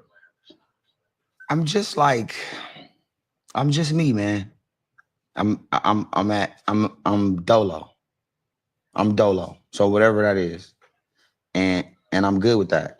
But you know, if I look around and I'm dolo forever and that's all it's ever been, then what is it? You grow out of like this first phase of life. Then there's a second phase. In the second phase, a lot of the people in the first phase are no longer there. It's like a love changes, a thug changes, and best friends become strangers. And that's what I mean. Nas said Nigga in that. the fucking Bulls costume. It's just it's so accurate in today's time. And as you grow, He can't people have grow no motherfucking and you grow choice. away. And when you grow away, sometimes you're gone. Sometimes it's done. And you try to get it back. You try to like understand this first wave of things. Y'all forgot But about when AI you're over there? treated Dumbass niggas. exactly like it was in the y'all first dumbass. wave, then you understand what you have to do. You know what I'm saying? Give me So this that's just shit, where I'm bitch. at. Like I care, but I don't give a fuck. Give it up, nigga. Give it up. Not even one bit. Of Look, giving give it up, but nigga. I care so much about the people I love. But I don't even. I had people come over to try to help me give a fuck, and it was give a fuck Fuck teachers. niggas, y'all forgot I about was that like, nigga over man, there? I can't get it. I Ah, just he can't. didn't make that shit. That equation doesn't.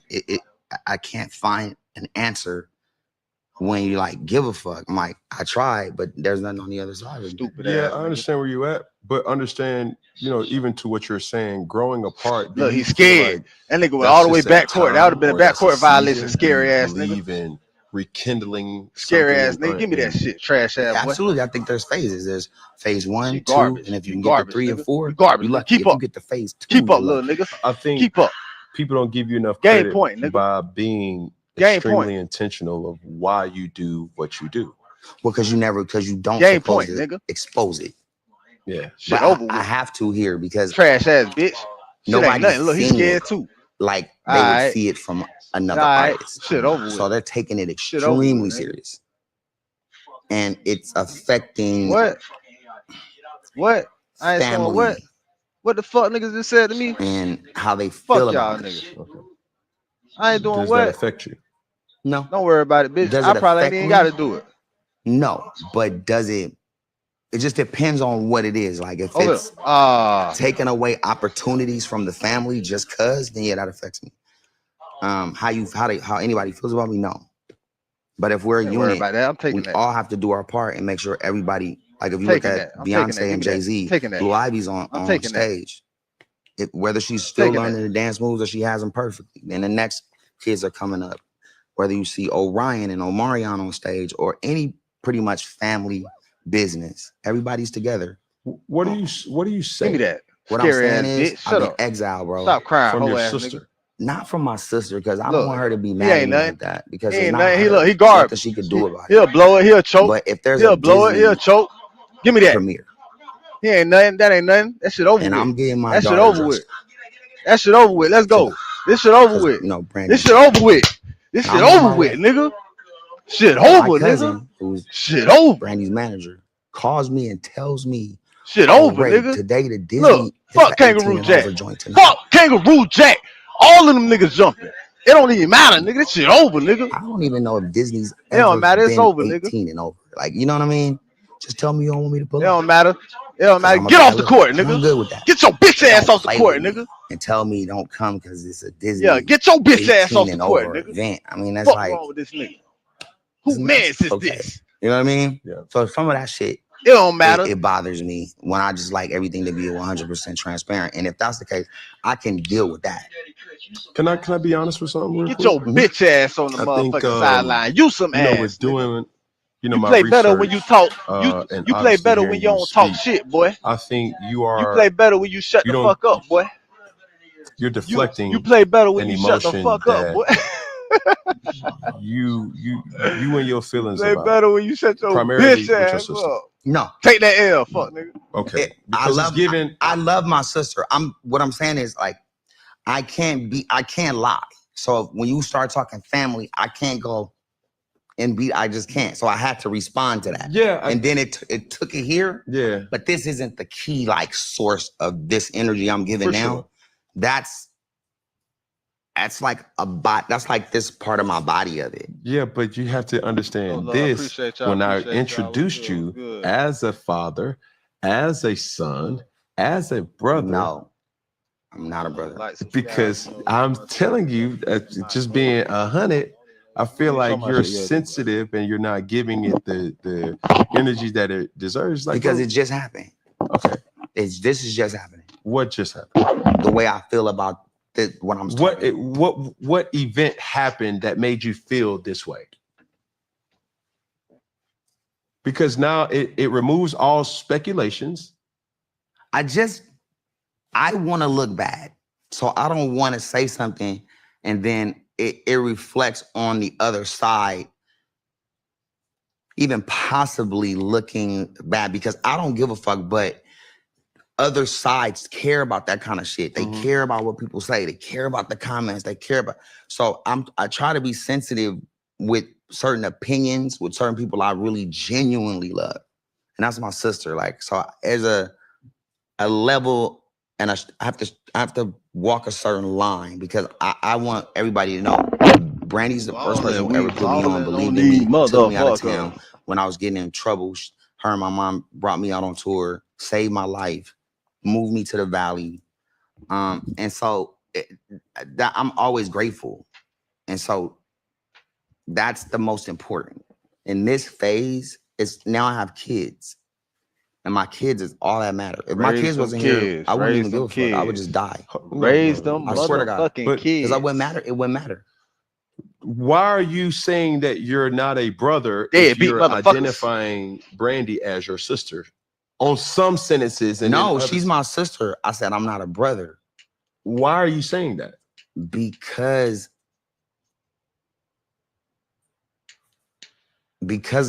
I'm not. Because I'm not. I don't know. I don't know why I'm saying it. I can't believe I said it. I'm gonna keep it real with you. I don't know why I said that. But I said it, so fuck it. And I meant it. Are you saying it because Ray J the been a fuck nigga to expectation Brandy. that you set forth for you is not living up to fuck dumb what nigga. has been displayed? Or You is find this out. something where you I say, beat Ray J hey, ass. how am I My feeling? bad, y'all. I didn't know the game started like that. I just feel like on some F it, bump it. That like, boy, we got another shooter over here Never too. that. I'm never loosely chaotic Don't do that. on thought. Like it all means something, and it's all strategic as far as what's happening. I just know that family's family, and we have each other's back. So how am I supposed to explain this? To understand? I don't know, man. What's if you're not a brother, what are you then? I'm a cunt. What does that mean? It means what it means. I'm a cunt. fuck nigga. Okay. I mean, like that's what I am. I don't know.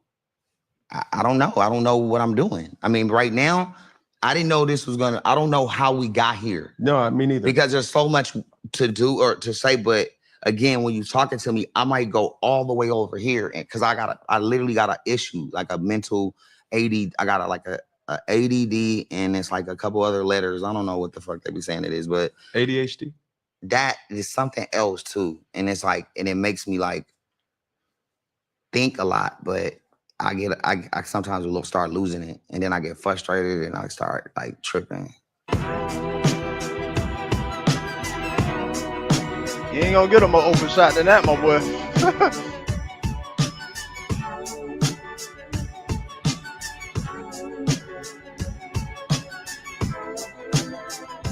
Fuck no, man. Whose man's is him?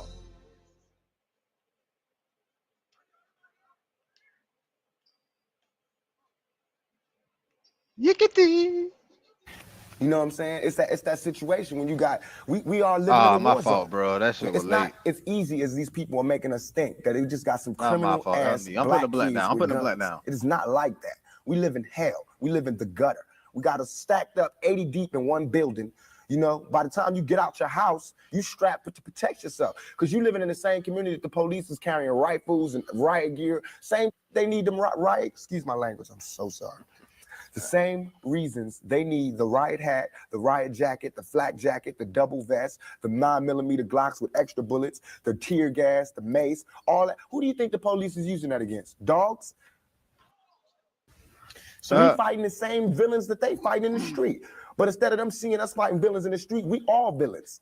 Is your generation the one that is picking up for where the Panthers left off, saying, all right, enough is enough? The generation before us forgot about the fight. We're picking it back up. Not only forgot about the fight, forgot about us. Yes, and we're picking it back up. But at this level, all we're trying to do is unite. And right now, as a year, we got 1 million people that's listening. Now we can tell them something. Now we can try to get them that way. And we might lose some. We might gain some. But we would never even have that audience had we not said what was real. You know what I'm saying? And the main thing for us to remember is that the same crime element that white people are scared of, black people are scared of.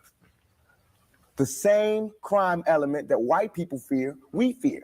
So we defend ourselves from the same crime element that they scared of. You know what I'm saying? While they waiting for legislation to pass and everything, we next door to the killer. We next door to him, you know, because we up in the projects where it's 80 in the building. All them killers that they letting out, they right there in that building. Hell no. But it's better just because we black, we get along with the killers or something. We get along with the rapists because we black and we from the same hood. What is that?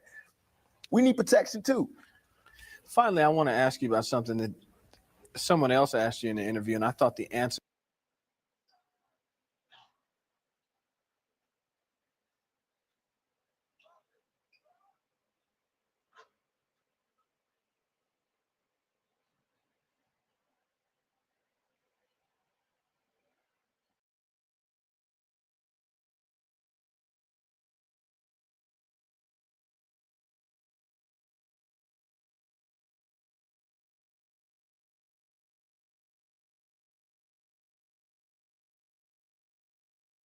But it's like I want to be that one person. That's a lot. That's a lot. One person, 10 kids. I know just that thing. I mean, it's not because I feel like I'm very close to my immediate family, but outside of that, my